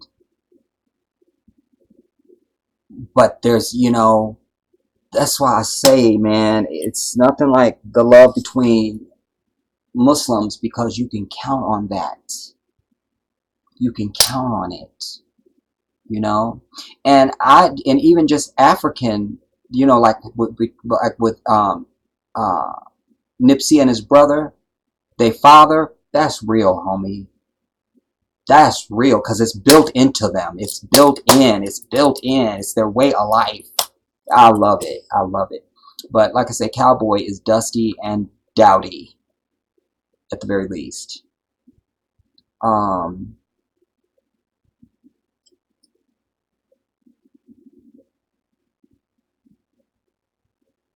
I didn't remember Lauren saying that, but I love that quote. HT.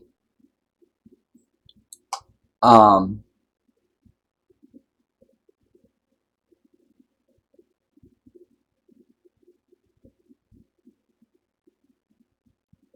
yeah, Charlotte, having our own state is something we need. You know, just like they gave the Indians reservations, which is offensive to say, and I don't remember what they want in place of that. So I don't mean that disrespectfully. I just don't remember the other word. Just like they gave Indians land, like gave them land, like, oh, this is theirs. You gave them land anyway, but they have their own everything. We need that.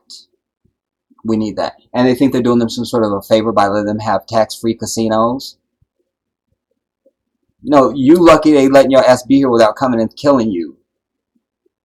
Like, stop it already. You know. But we need that. You know. But how many of us would do that? You know. They made Jim Jones out to be some crazy man when he had all those people move to Guyana. And you know, that was mostly black folks. Sadly, they allowed white folks to be amongst them. That's the other thing. Sadly, the history is just too toxic. Listen, we would never say to somebody who was in a plane crash, we would never chastise them for never wanting to get on an airplane again. We would never chastise someone who was stung by bees and spent 6 weeks in a hospital behind bee stings. We would never chastise them for not wanting to be around bees or wanting to have anything to do with honey. Somebody who got stuck on a roller coaster, we would never chastise them for never wanting to get on a roller coaster again. Why on earth would we chastise anybody that said we don't have shit to do with white people ever? We can't have them a part of anything. We can't. We cannot. Because it hasn't stopped. It's not like some ancient history we can decide we want to forgive or forget. It's ongoing. I can't. I can't. But yes, we need our own state so we can make our own laws. And like I say, when I was trying to start the Black Independence Liberation League, one of the things that I had as one of my models for taking our communities back was just how, no, I didn't, Charlotte. That's why I'm still doing this.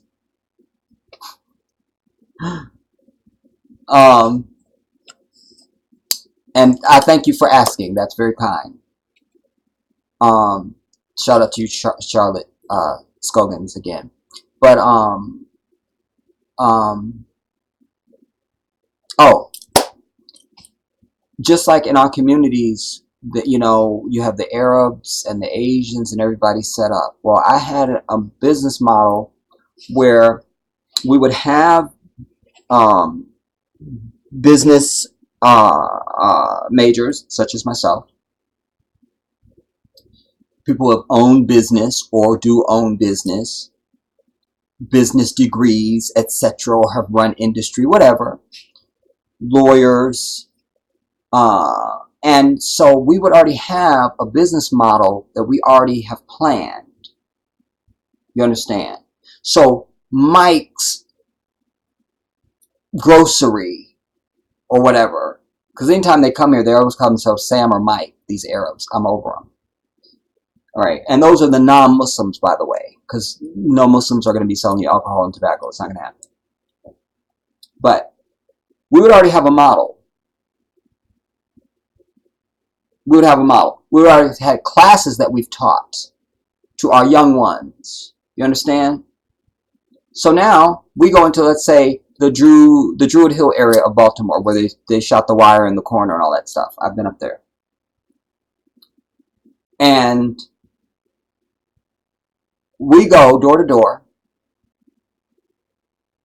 every street, every house, and we say, you're not going to that store anymore. You're not going. You're not going. We also go to the churches, every church, and we tell every black coon-ass pastor, you tell your congregation on Sunday and at Bible study and at choir practice, they're not going to that store. Or we'll come to see you. We'll have another talk. You see. So we prime the neighborhood that you're not going there. Then we get some brothers, maybe some ex-military or some Nation of Islam people, to stand at the location. Keisha is not coming down there to buy her Newports. You are not. Tell your ass. Take your shit. You see? So we starve Mike's grocery or market of any revenue. He's going to be out of business real soon. Meanwhile, we've already gone to the city to find out if he owns it and who's the owner. And we've already paid them a visit and said that's going to be a boarded up building very soon. We want the building. We're not leasing it, we're buying it. Here's our offer. And you're going to take our offer because if you don't, nobody else is going to buy it because anybody else that moves in there that doesn't look like us, we're not going to do business there. So we'll just do the same thing. So here's what we're willing to offer you. And we'll be fair about it. We'll be fair. We'll be fair. We have to. Because we're trying to get to paradise at the end of this life. So we can't just, we just have to be fair. So he will go with our terms. Then we move in our business model already. Now we own it. You see, we've already dealt with all the gang members in the neighborhood. We've already met with all of them and empowered them to be leaders and security in the neighborhood. Through donations from our people from across the diaspora on a major fundraiser, we're paying for them now to go through self-defense courses, firearms courses, teaching them about firearms and all that stuff. We will deputize them so we don't need police anywhere near our neighborhoods. You understand what I'm saying? And we start reproducing that model neighborhood by neighborhood by neighborhood all across this bitch until we own our own shit. But it takes discipline, which is something that you lack as a people. You just do. If you want something you never had, you got to do something you never did. I say this all the time. I should write a book and make millions just on that. That is the ultimate key to success. I don't care what you're trying to do. If you're trying to roller skate, if you want something you never had, you got to do something you never did. That's the key to success of anything you endeavor at.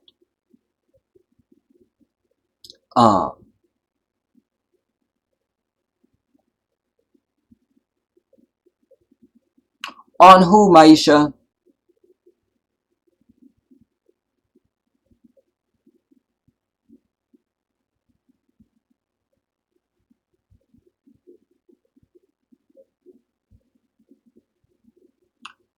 Who?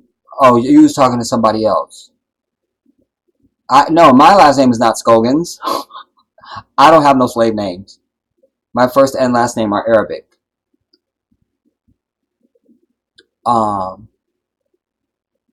There are some of you who I speak with intimately, and we've spoken on phones, and we've Skyped, and those things. You guys know my name.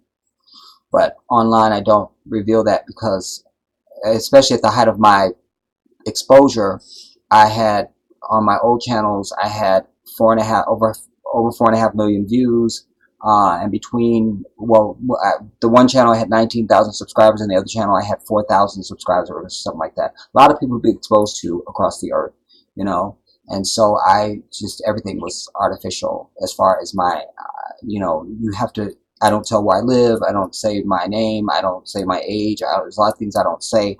Before you guys ever saw my nephew, I cleared it with my sister first. Are you cool with him being like, just so, it's not out of fear. It's just so that I don't have to kill nobody. You see, because I only fear the one that created me. That's it.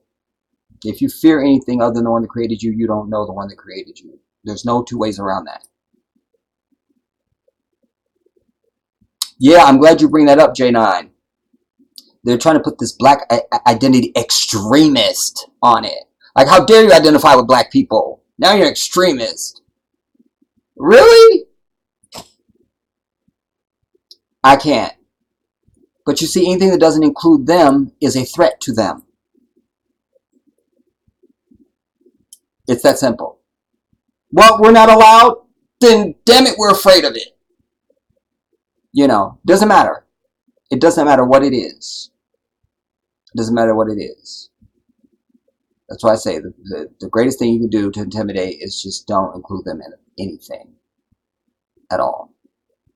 I've been in public and I'm having a conversation and they think it's just a friendly atmosphere and they just want, you know, I was saying the same, excuse me, I was not talking to you at all. At all. And then I go back to my conversation. It eats them up. But again, that's my truth. I've just always been that way. Whatever the truth is, that's what I'm representing. That's how I feel. Like you're not in this and I'm not talking to you. At all.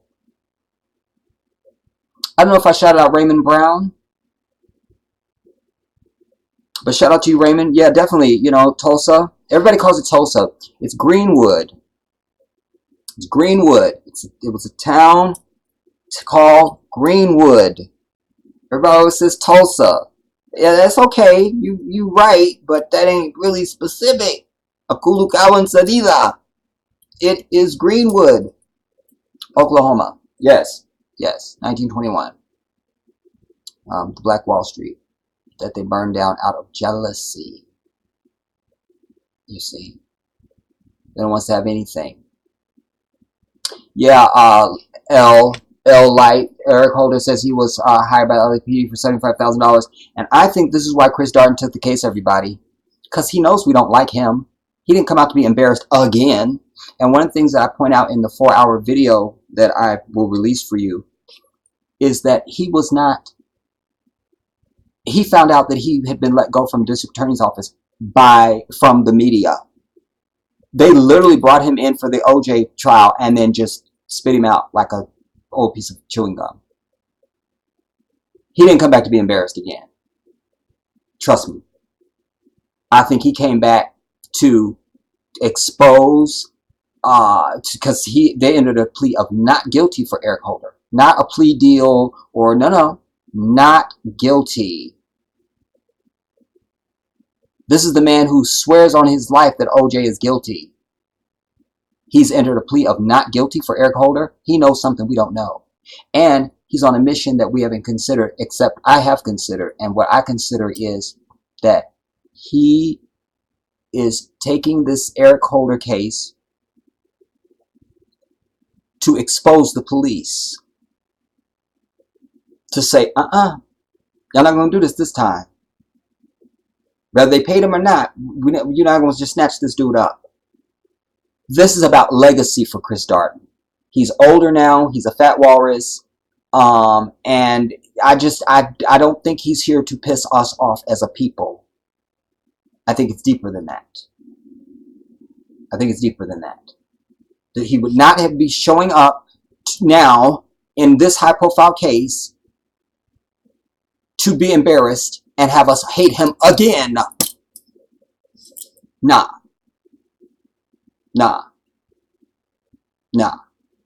He knows something we don't know, and I'm here for it. Excuse me. I'm here for it. That's why I didn't shout out FX3 events. I know I saw something that looked different to me. FX3 events. I don't think I shouted you out. Thanks for thoughtful insight and clearly taking so much time to my questions. You're the best. Well, I love you. And please go put something on the GoFundMe.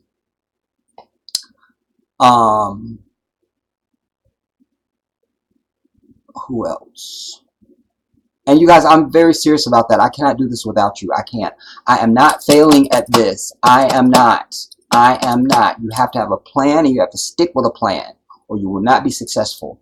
And all the stories that I've seen of people that thought they were moving to Africa and failed is because they did not have a financial plan. They didn't. And you guys could have already gotten us over the finish line already. Listen, I have videos that have gotten, I don't know what the number is now. I have videos that have gotten like 30,000 views. And just think if what each person just giving $1. I'm just trying to raise 10 grand. We're, we're, we're, we're over 3,500 now, or 3,600. Whatever. I don't know. Whatever. You know.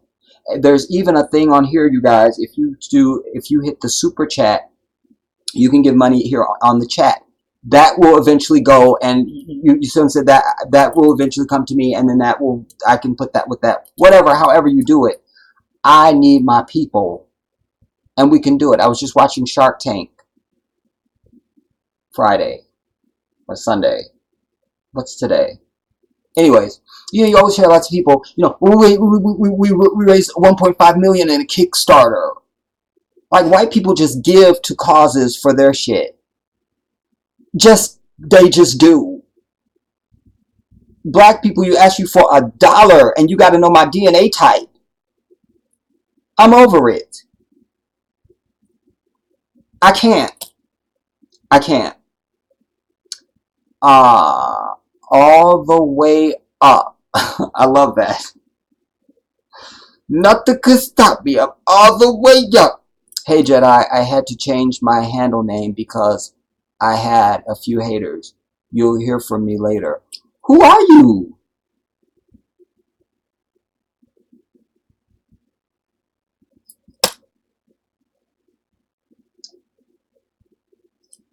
I'm stuck.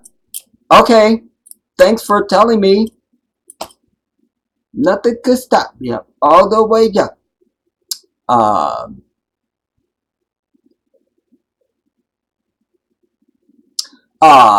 Sweet Akibalan Violet says melanated people are just too accepting of other folks into our culture, circles, and lives. That's the truth, y'all.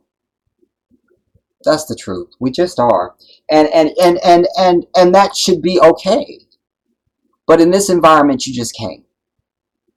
You know? Because that really is our natural way. You know, you go to Africa, they roll out the red carpet for you. They roll out the red carpet for you. And you don't even have to go to Africa. Like, I know Africans, like continental Africans. And my God, I have a friend of mine that lives in Delaware when I lived in Maryland.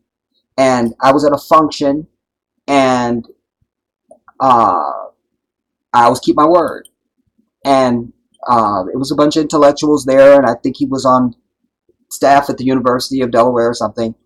And he says, you don't have to come to Delaware. So I go, I'll absolutely come up, you know. And I went up, and you would have thought I was the key to the city. I never had to pull my wallet out. They rolled out the entire earth for me. You understand? This is the way, I'm telling you. And we've always been that way, but in this environment, we just can't. And if you're going to do that, you cannot do it with the enemy of our people. The history is just too ugly. And they're still putting out Ancestry.com ads like the one we started out this video about. We cannot deal with these people. We can't. Just because you know one or two, that don't mean nothing. That don't mean one or two. Because I know there's people that haven't been bitten by a snake, but nobody wants to go near them. Huh? Who's not been bitten by a cobra but just can't wait to get near one? Who? Hmm?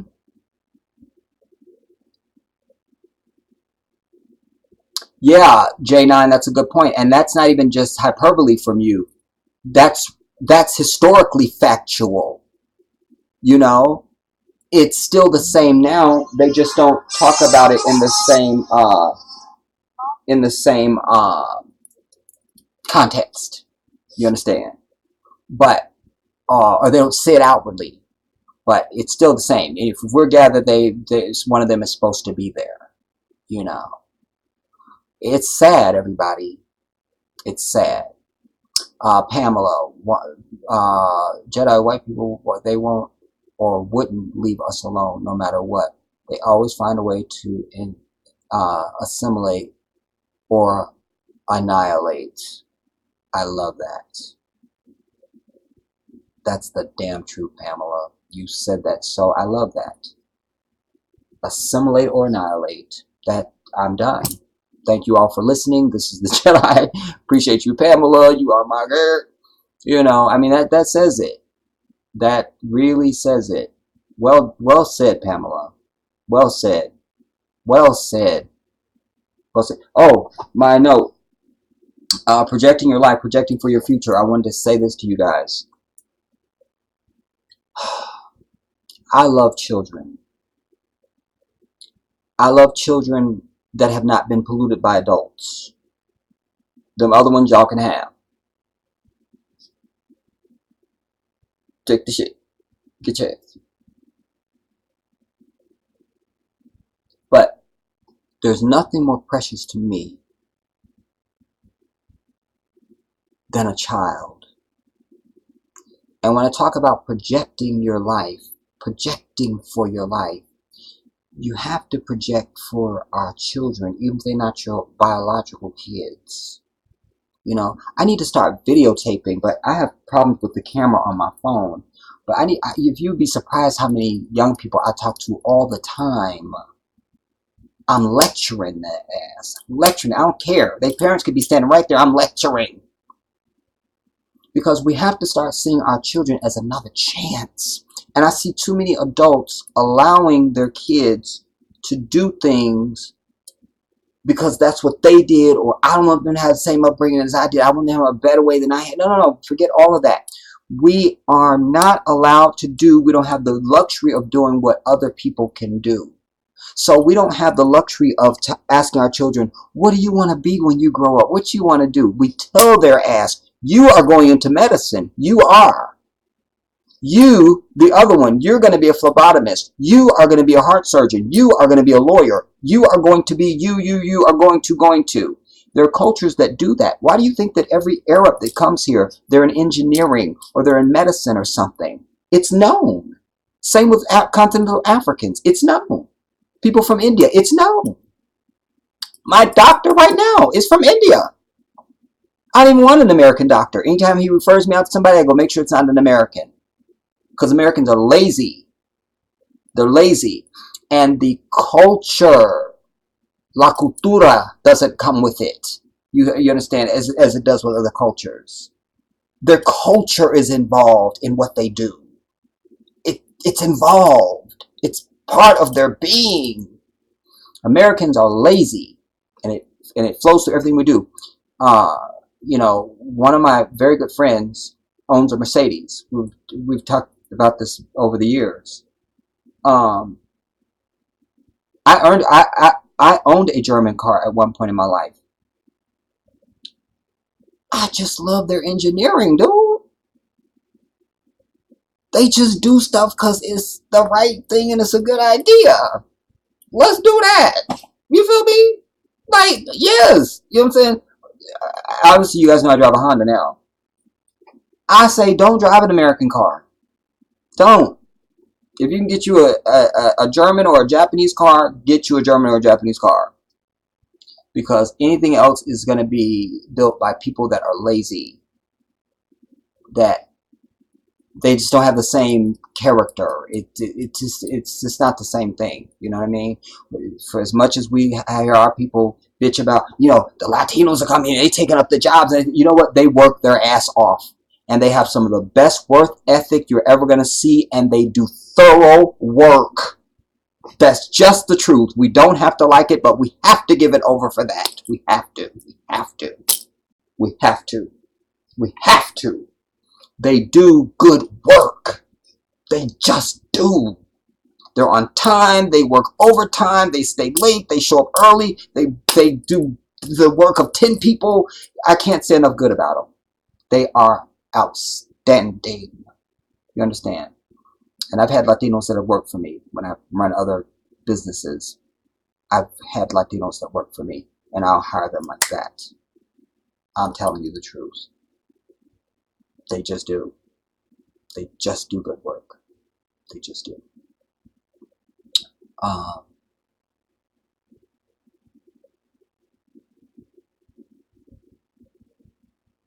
Ross Hogg, who's not serious about liberation? You? Don't visit that on me. My record is known. So I'm sure you're just talking about people in general or yourself. So I will allow that. Uh, Angeline. Angeline. God bless you. God bless you. And forgive me if I don't remember. I believe I think you've also donated to the GoFundMe as well, too. Angeline is a name you don't really forget. So I thank you. But good to see you and shout out to you. How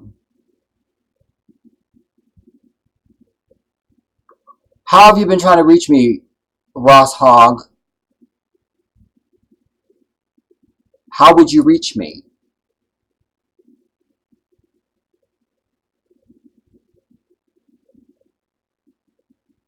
And I already told you guys, for 4 years, I was preaching Liberation Revolution. I was trying to start the Black Independence Liberation League. I have my life to live.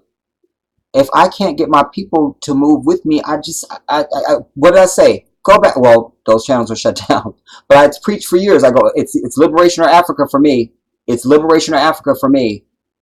If my people can get motivated and we can get moving on liberation here, I will throw aside my wishes to move to Africa and die on African soil. I will put me aside completely. I will dedicate my life to this. 4 years I did that. It's Africa for me now, bitches. I make no apology. And I will try like hell to get my people to move there. Will you do it? I don't know. But what I know for sure is we need to get the hell up out of here. And I know I need to. Because it's Africa or jail for me. I'm over the enemy of my people. Over it. Over it. You know. If I see one more march or one more protest, I'm going to vomit through my ears. I'll do it. It's time for action. If you want something you never had, you got to do something you never did.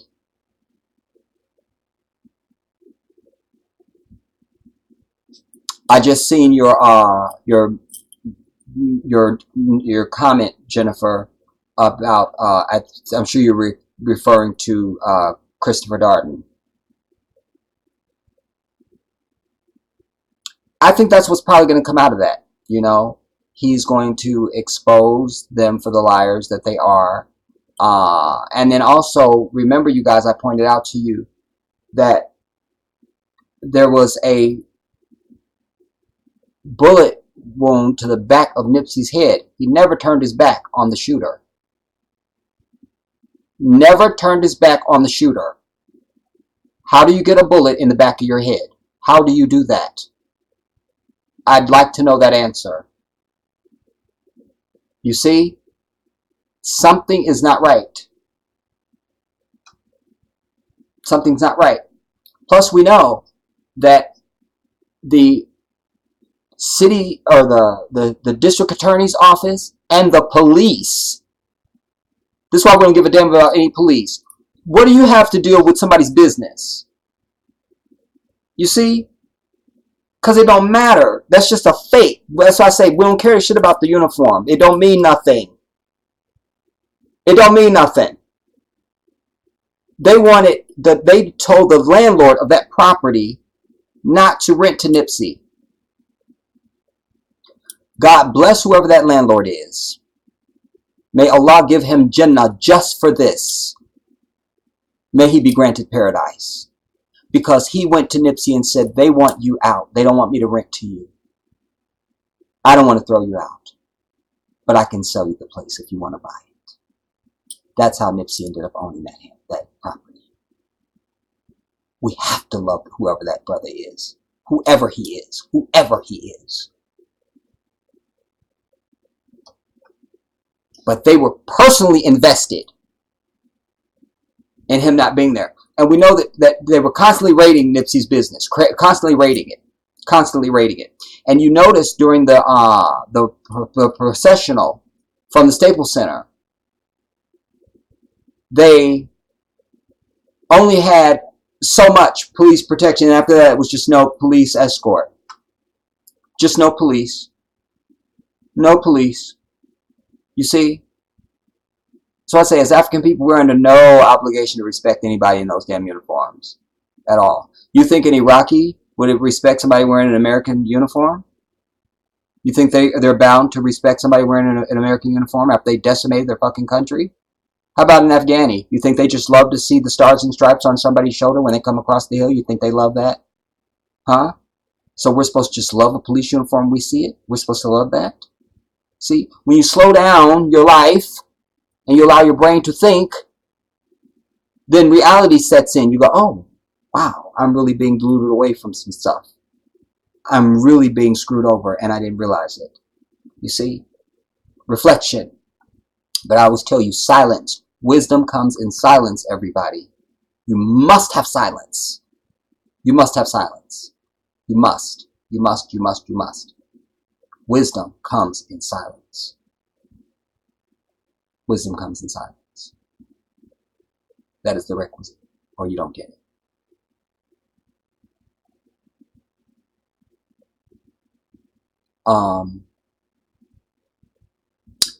Few more here, you guys. Somebody tell me, how long have we been on, y'all? Who knows?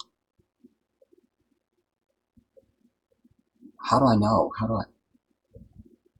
Where do I look? I didn't know where to look to find out how long I've been on here.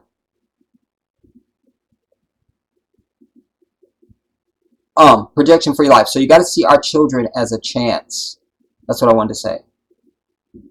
You got to see our children as a chance. Just like when you walk into a new house, you go, oh, I know how I'm going to decorate this already. I'm going to put this over there. I'm going to do this. You got to see that with a new child. This is the one that's going to be X, Y, and Z. Because it's a new mind. They don't know nothing other than what we teach them. We can make them whatever we want them to be.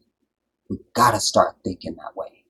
Again, if you want something you never had, you got to do something you never did. It's that simple.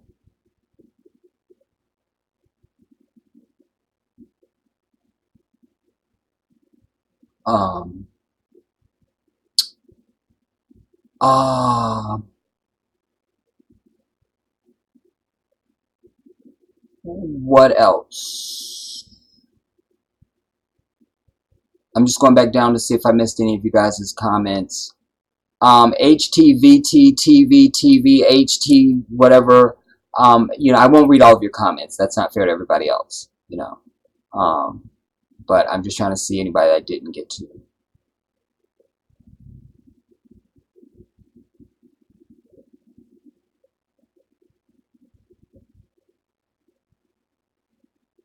I love your comment, Moki, when you say we're the same when it's convenient for them, but we're the same when they are lying, saying they are superior to us. They're so full of it. I love that.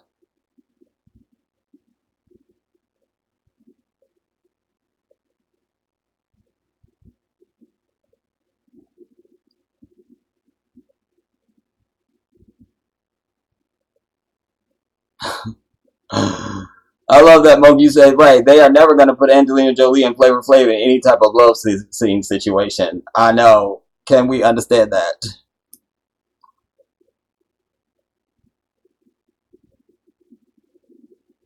Oh, Mika, I didn't get a chance to say goodbye to you, but you'll see it when you see the playback. Okay.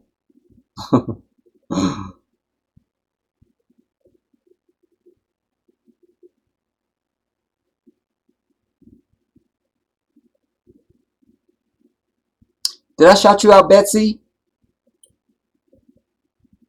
Shout out to Betsy if I didn't shout you out, girl.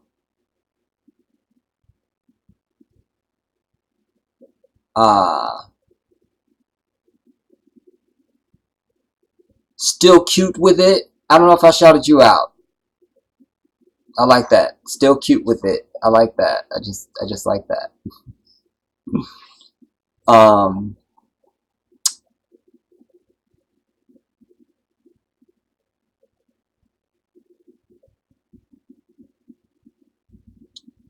Uh,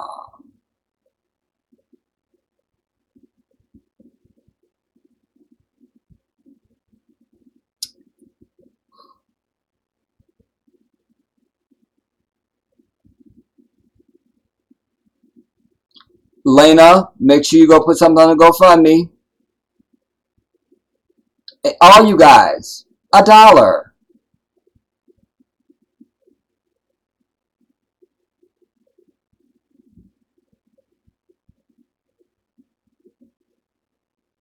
What, Jennifer? They got a video from first baby mama Instagram, Eric Holder cooking in her kitchen? I don't know anything about that.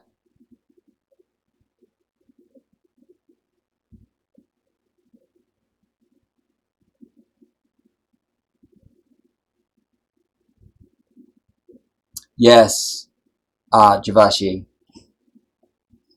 It's the ones closest to you. You know, always know that you are not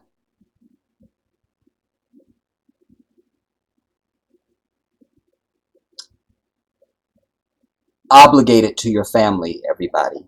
You know, dynamics change when you get older, you know. When you're growing up, you're entitled to their love and devotion. You're entitled to it. But as you become an adult, you must earn it. And they must earn yours. You know, you don't just get it. Well, we family, so you got to put up with me. I really don't. I really don't. Surprise. Surprise. I really don't. You know, like I'm harnessed to you, the hell, the toxic thing that you are simply because we come from the same vagina? I think not.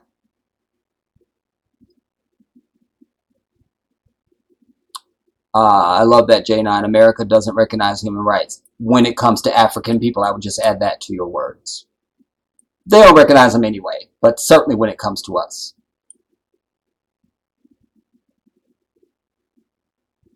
Yes, L Light. If you didn't hear me speak on that, yes, I do believe that it's not. Eric Holder's not the shooter. If he's the shooter, it's more to it. There's, I mean, this was bigger than that. They wanted him off that land because I told you guys, South Central Los Angeles is a prime piece of real estate because of its proximity to downtown, Beverly Hills, Hollywood, and the beach, and all of that. Prime piece of real estate. Prime piece of real estate. That's why they, years ago, they started calling it South Los Angeles. They got rid of the Central, you see. And now here was Nipsey saying, we don't have to deal with this gentrification bullshit. We can buy our own shit. Oh, he's got to be killed. There's no other way. We have to kill him. We have to. Um,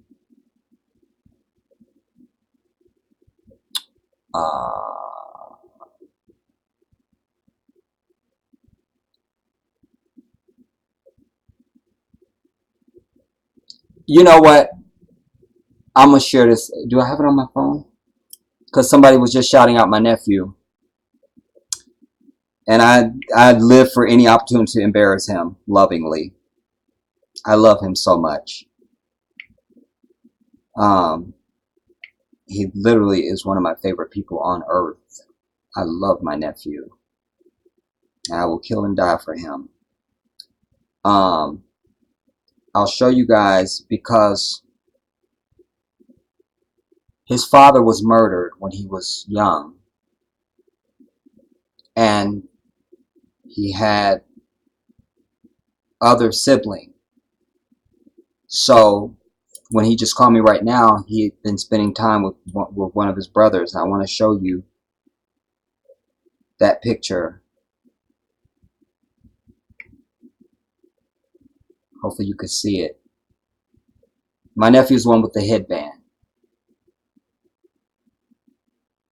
And that's his brother. I think they're 8 months or something like that apart. I can't remember. But that is the prince and his brother. Anyways. And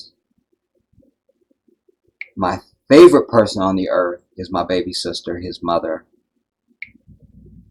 And that's my sister.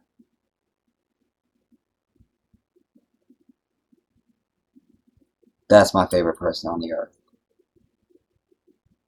That's my favorite person on earth to do anything, to talk to do anything. That's my favorite person on this planet we call Earth.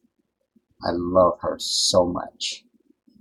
Uh, um, did I shout out Miss Tina? Shout out Miss Tina. Um, I'm just going down, making sure I got everybody now, everybody, and then we'll start to close down. Uh,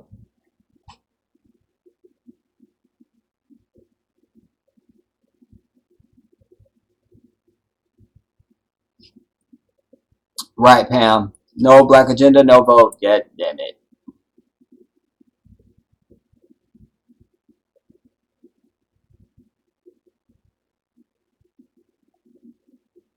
Yeah, I think we're at least worth, fine. We've never been a greedy people, you know, maybe a million for every African person. A million. It's nothing. They have it, you know.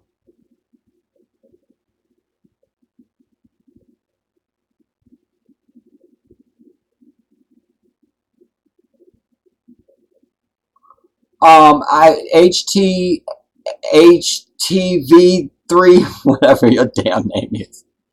You are getting on my last nerve, but I do love this comment that you said. You said that MJ was asexual. We don't believe he touched those kids.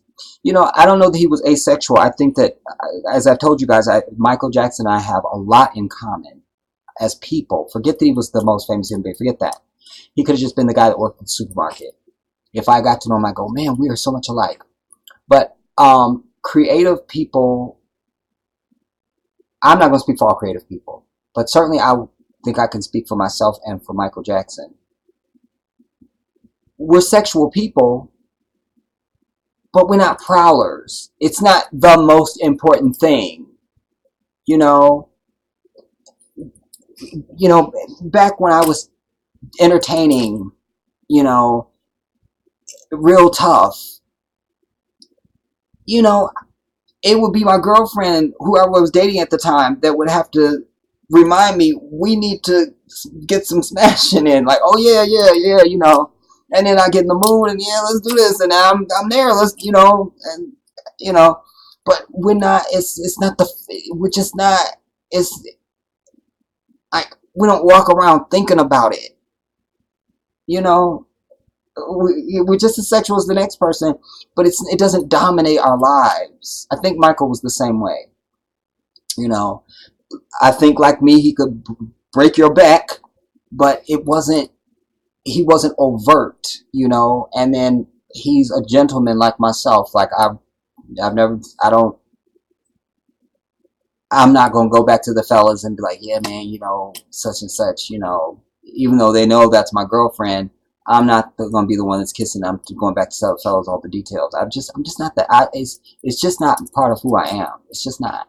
It's just not. And I'm a very good lover, but I'm not. I'm not. Like I say, sex was never something that dominated my life. I don't know how to really explain it. You know, I think I'm probably more normal than most people. I think most people are over sexualized, where they make that such a big part of their life, you know. And I just don't think that, you know. I just don't think that. But I also have never been the type of person that has sex outside of a relationship. Certainly now, as a Muslim, I would never have sex outside of marriage. But when I was making my own decision for myself after I left home, that chapter of life, when I was dating, if I was sleeping with you, we was together. I was never hit it. There's nobody out there that said it, that can ever say I hit it and quit it. Like that was it. We smashed, and that's why I know you. No, we smashed. You was my girl. That's it. You know. And in that environment, when I want it, I want it. Give it to me. you know, but I'm not a predator, you know, and I can contain my urges, you know, I can be around women and not be offensive to women, you know, even if I may hate the fact they don't have a damn thing on, which pisses me off more than it turns me on. That's another video, and I've probably done it. I'm over it. Albango, because I said I was just going to call you Angel, because I never know how to say your name. Angel John, I will do my best to help out next week too. Whatever you can, you know, like I say, everybody don't know Oprah. I certainly don't want to know the heifer, but I do want her checkbook. But like I say, everybody's got at least 4 quarters. And as I say, it's not fair, you guys, because there's people that have poured their heart into this. Ah, there's one brother that gave $1,000. If I hear that, I'm like, damn, I could at least give $1. Damn.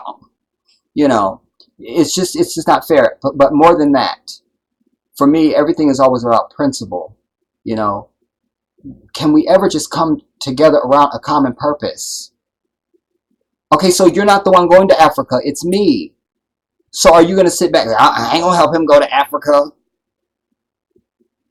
Don't do that. Don't do that. Don't do that. Especially if you're somebody exposed to me.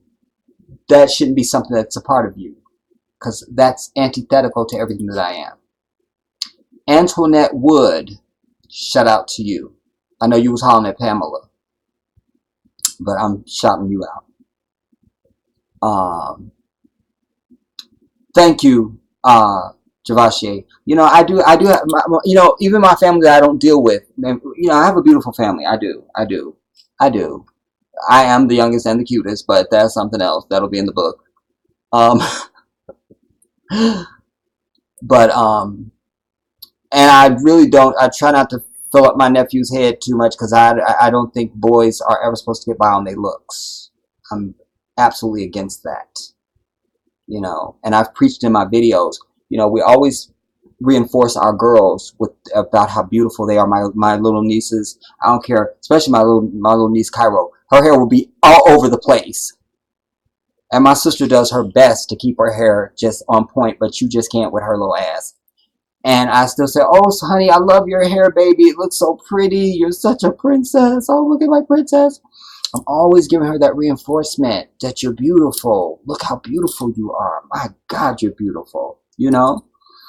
To counteract this white beauty bullshit, because there's no such thing. You can't have white beauty. That's like jumbo shrimp. You can't have that. So I try to combat it that way, but also the opposite. You know, sometimes I have to give it up to my nephew because it's proper.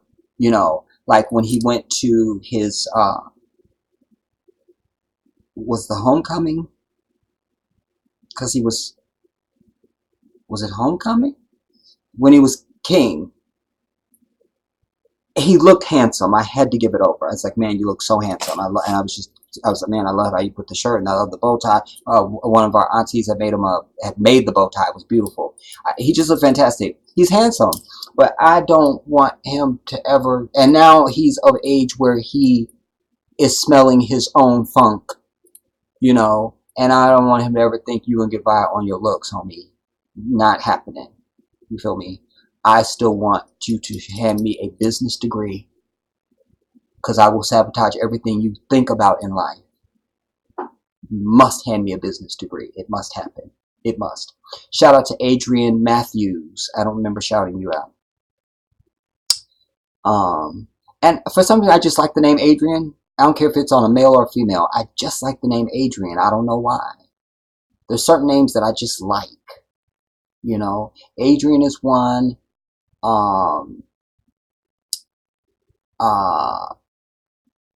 CJ Mendoza, I didn't shout you out because there's another.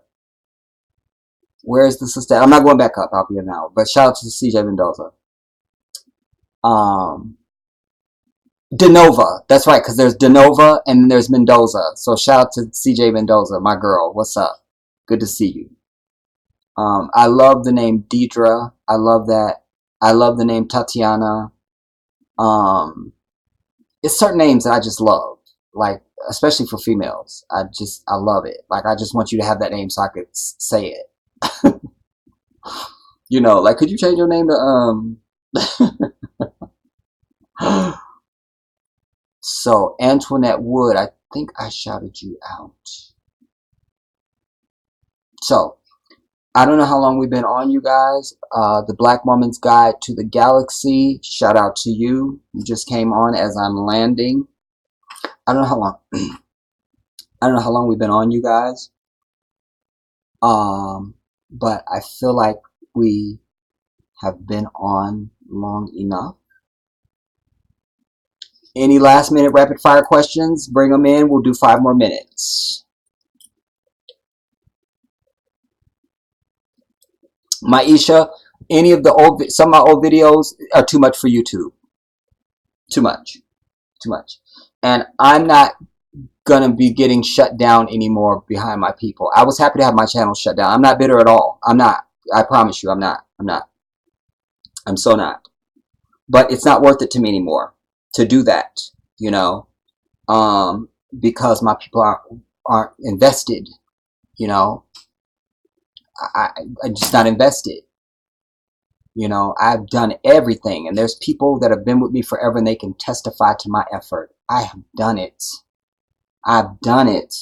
I've done it. And God bless all my women and my sisters, you know, but I was mostly focused on my brothers because we're supposed to be the front line of our people. And I say I'm the only king in the throne room. Population 1, the Jedi. That's it. You see, I had one other king that stepped up. Matter of fact, that's the brother that donated $1,000, by the way. But there was people that stepped up, but they were the wrong people. You understand? I know what we needed to build. And some people just weren't going to be, I need to be able to present to you what we can all be proud of. And I had a responsibility to you and myself and all of us to produce something that we could count on. And the vetting process was everything. And one thing I'm very good at is vetting people. I can see through you. I don't care who you are. I can look directly through you. It's one of the gifts I've been given. You know, most of the jobs that I had before I ever owned a business of my own was I'm the guy that's going to hire you and fire you. And I always had excellent people and ran excellent business because I could source the right people. Because when you sat down in front of me, I knew exactly who you were. I hear you, what you say. I hear what you're not saying. I see what you show me, and I see what you don't show me. I see you. I see you. I see you. And I know when I see a star. Oh, yeah, this is the one. Yeah, okay. Yeah. I'm very good at that. So I had to apply that same skill set with this. And, you know, I got to the point where I thought, well, you know, I went up and down the valley with myself. There'd be times when I would think, well, maybe I just haven't been exposed enough. I've only got 5,000 subscribers. Then you get to 10,000 subscribers. Well, damn it. I've got 10,000 people. There's got to be 20 people at least out there that's ready to come on, you know. Then you get to 4.5 million views, and then you get to 19,000, and then all of a sudden you're at 23,000, and you like, where's the people? Where they at? Where they at? I would do videos. I'd be like, so now after this video, I need brothers to step up, step up, step up. Get a hold of me right now. We're going to do this next. Da, da, da, da. Crickets. Crickets. Crickets. Crickets. Crickets. You know. So as I said, when I went away for a while and I came back and I said, you know, I leave the door cracked. Because the condition of our people has not changed. I still feel the same way. But you got to show me something. You know. You got to show me something. I got to know I'm not alone. Because that's the story of my life.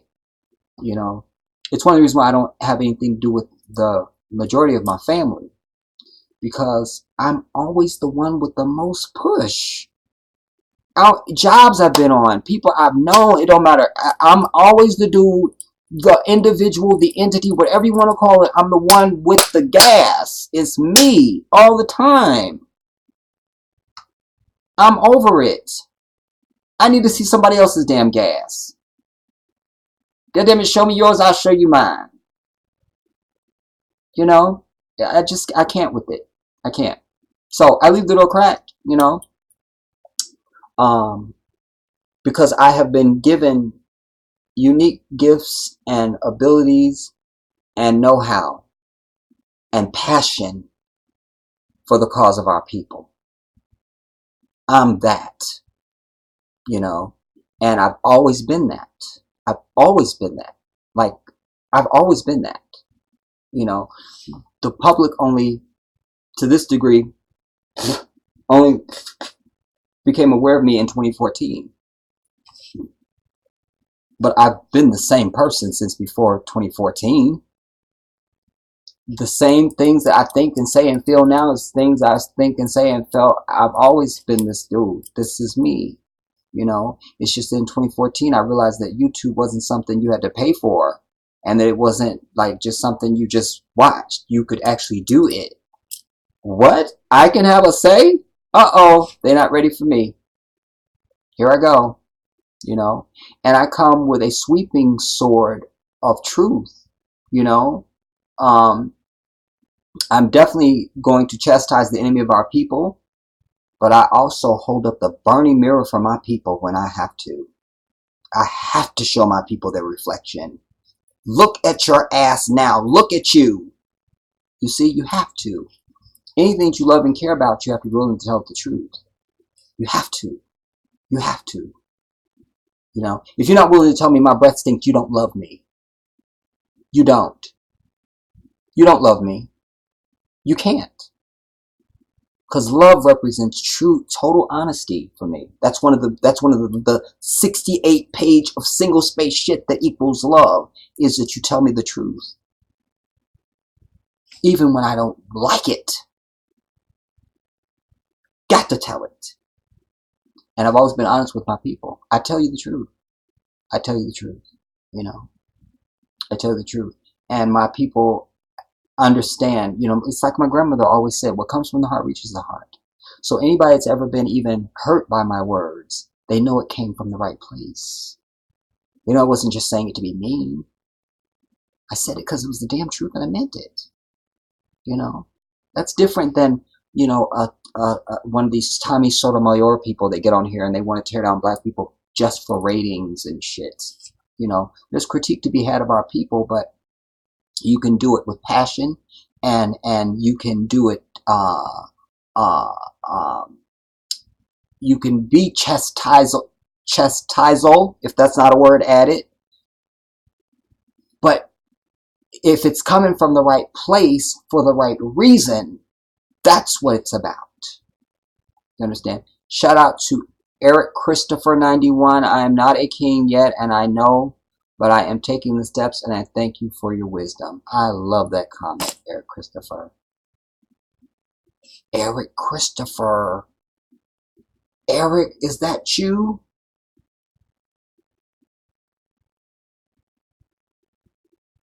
It's been so long, y'all. I can't remember everybody, because I'm one. You are many to me, you know? That's why I always tell you it's so important. Anytime you have a picture, I can connect and I remember you, you know? That's something I remember, because I'm one. Y'all can remember the Jedi, but it's y'all. And especially when I had 19,000 people on one freaking channel. I can't remember everybody, you know? Shout out to Beyonce Crawford. You go. Jedi, did you see the videos of the cops beating and pepper spraying the young black boy? I didn't, Beyonce, and I will tell you, I steer away from those because, again, I can't just talk about it. If we're not going to take out the precinct, then I don't need to see that. I don't need to see it. I don't. Because why am I going to talk about it? Why am I going to talk about it? Why am I going to talk about it? Because that's not enough for me. You see? And the rage that comes out of me is, I can't even begin to articulate it. So no, I did not see it, thankfully.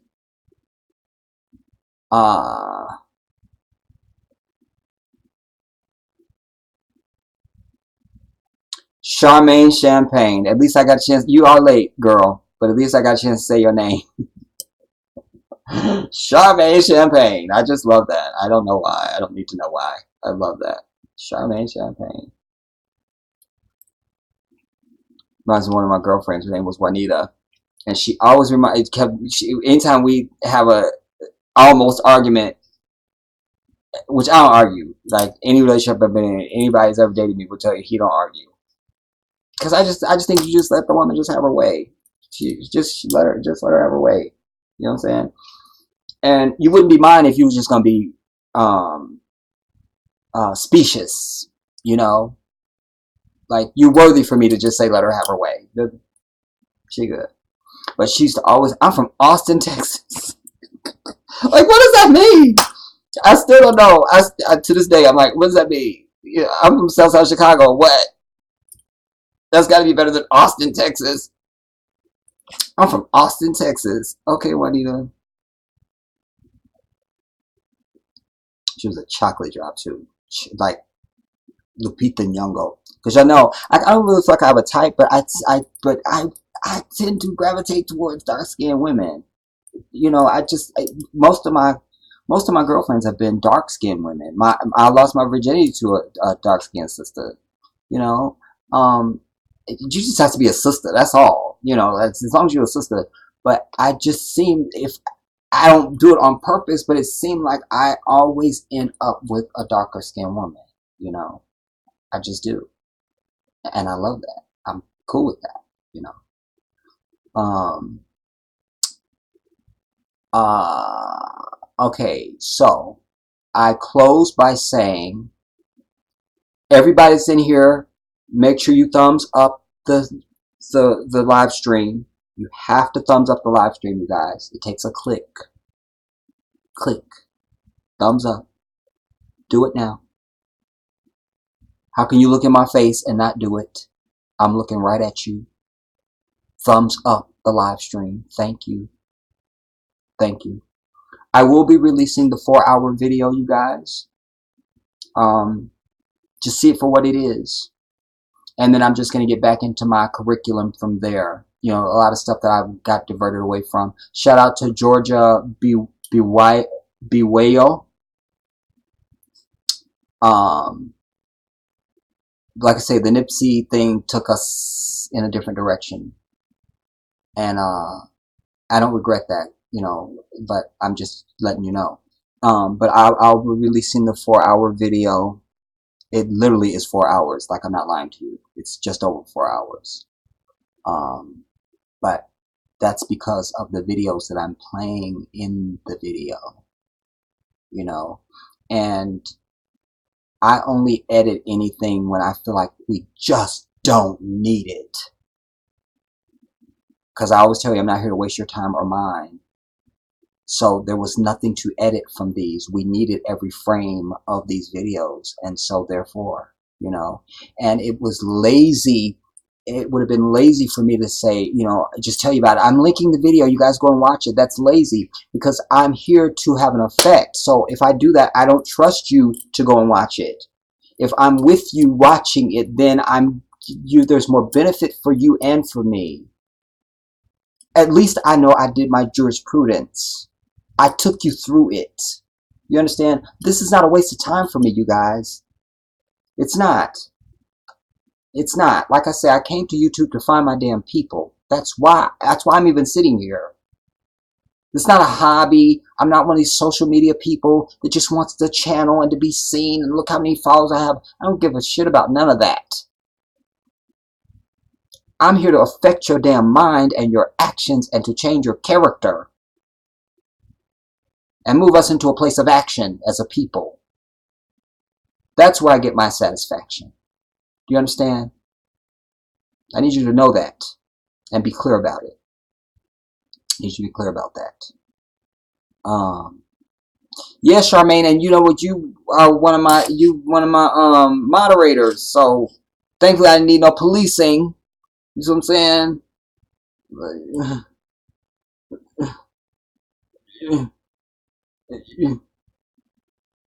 Anyways, as I said, I released the 4-hour video, you guys. Um, what's today? You'll get it between now and tomorrow. It'll be out. And I just want to say that I love you guys all. My love for my people is real. It's it gives me purpose, you know. Um, I'm just one, you know. I'm just one. I'm just one. And as I always tell you, I'm an army by myself, but alas, I'm only one. I'm only one. I'm only one. I'm only one. And I can't, and I have never done anything in life without my people, you know, that I know. I'm clear about that, you know. So, you are why I'm here. And as I say, I wanted to do this today because I haven't been on camera in a long time, and I haven't even done a live stream in a long time. And I try not to be on camera just gratuitously, but it's also gets to a point of disrespect.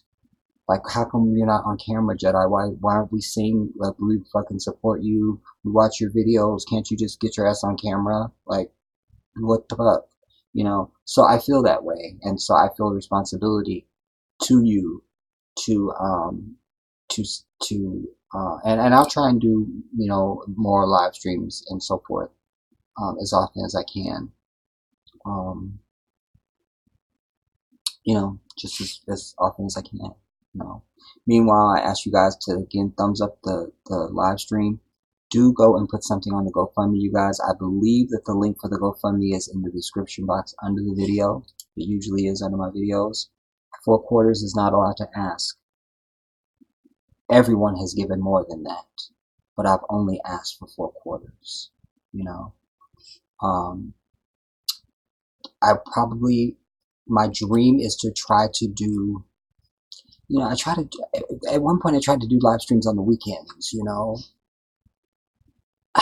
but it seems like whenever I plan it, it don't take place. It seems like it's better when I don't plan it. It just happens organic, like today. It's like I tell you with my life, with everything, like even when I do videos, even this live stream, I don't know what I'm going to say. I never know. Any of my videos you ever watched of mine, ever, I'm speaking right as I'm saying it is when it's happening. I, I, I exist better on the earth that way. Everything must be right from my sleeve. This is it. Right here, right out of my soul, right now. I don't have notes. I'm not rehearsed. I don't know what I'm going to do. I don't know what I'm going to say. I don't know anything. Just right out of my heart. I have to be that way. I don't know any other way to be. And anytime that I've done videos where perfect example, I've done videos. Shout out to you, Antoinette Wood. Thank you. Thank you. God bless you. God bless you. God bless you. God bless you. Thank you so much for that. There's been times I've done videos, you guys, and my camera didn't record. You'll never know what that video was about, and I'll never do that subject because I can't recreate authenticity. Because that came right out of me. I can't talk about that now. Because if I did, because subconsciously you're going to be trying to, some part of you going to be trying to recreate those words or something. I'm not that dude. Everybody that's ever encountered me on earth since I've been alive will tell you that dude is straight from his heart. That's him. Straight from the heart. Straight out of his heart. Whatever it is. Straight out of his heart. You know. Even in school, you know, I was in band. I played French horn. And I played French horn since I was in 5th grade. But I didn't read my music a lot of times. I didn't need to. Because I have a natural ear. I can hear it and I play it. You know. Now, every once in a while I get busted because, we'd be in the band room and, the director would point to me and say, play at the Allegro or something. I'm like, and I'd come up with something. Oh, I drop my music. Oh, I don't even know. And I do something blundering and because I don't know it. But when I hear it, I know it. Oh, you know, um, I've just always been that way. So when I speak in anything, it's from the heart. And so I think that's one of the reasons why every time I say, I'm going to do this, if I say I'm going to do live streams on the weekends, every Saturday you can look for a live stream for me. It won't happen because I said it. Because it goes against my aura, whether I like it or not. My atmospherics won't allow it. The universe says, no, you don't get to do that, Jedi. We will say when you'll do anything. You see? And I live by the universe. I do. I do. I do. It's my guide, it's my friend, it's my teacher, it's my protector, it's everything. It's everything, you guys. That's why when I do my opening for my videos, it says, and now, with his divine gifts from the Creator. I don't remember what I say now because I created it so long ago. And channeling the ancestor of the wisdom, the Jedi speaks. I mean that. That's not just trying to be creative. I mean that. I mean it. I mean it. I mean it. I mean it. Everything in my life has to have purpose. Even the music that you that represents me because you wouldn't hear like a rap song playing to my music to me. That doesn't feel like me. I have depth and layers, and so of course an opening like the one that I use, that sounds like, yeah, the Jedi, that's the Jedi. That, yeah, I don't know. Anyways, I love you guys all. Thank you for putting up with me. Thank you for coming for this live stream. This was for you and for me, but primarily for you because, as I say, I you have to give back to your audience. And I also hadn't had a chance to answer comments in so long, but I do read everything, you guys. I don't get to answer comments, especially when I did the Michael Jackson stuff. There's no way I would have answered all those comments. Thank God bless every single one of you guys. And there was people that were leaving um, links and all kind of stuff, and I deeply appreciate it. So please don't disparage me that I didn't get a chance to type you a comment back. Sometimes I at least try and go through and do the hearts, so you get a notification that says, Jedi loved your comment. That way I read it, at least. But a lot of times I didn't get a chance to do any of that. But just know that I do read everything. I do. So don't ever feel like your comments are in vain, you guys. Yeah, I'm not that dude.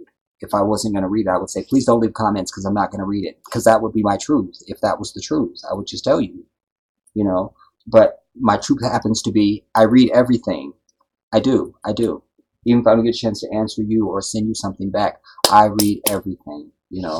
I'm here for you. Your audience matters to me. And without you, I don't exist. It's that simple. It's that simple. It's that simple. So, I love you all. And I don't see any more questions. Antoinette, 2020, hopefully.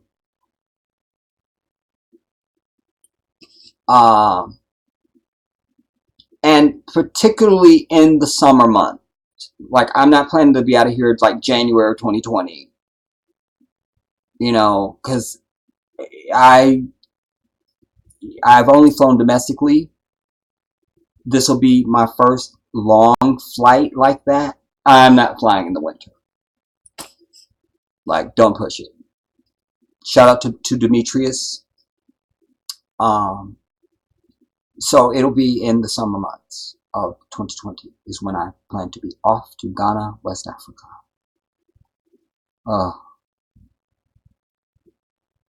But at some point before that, I will begin to start bringing you guys videos of my process while I'm still here,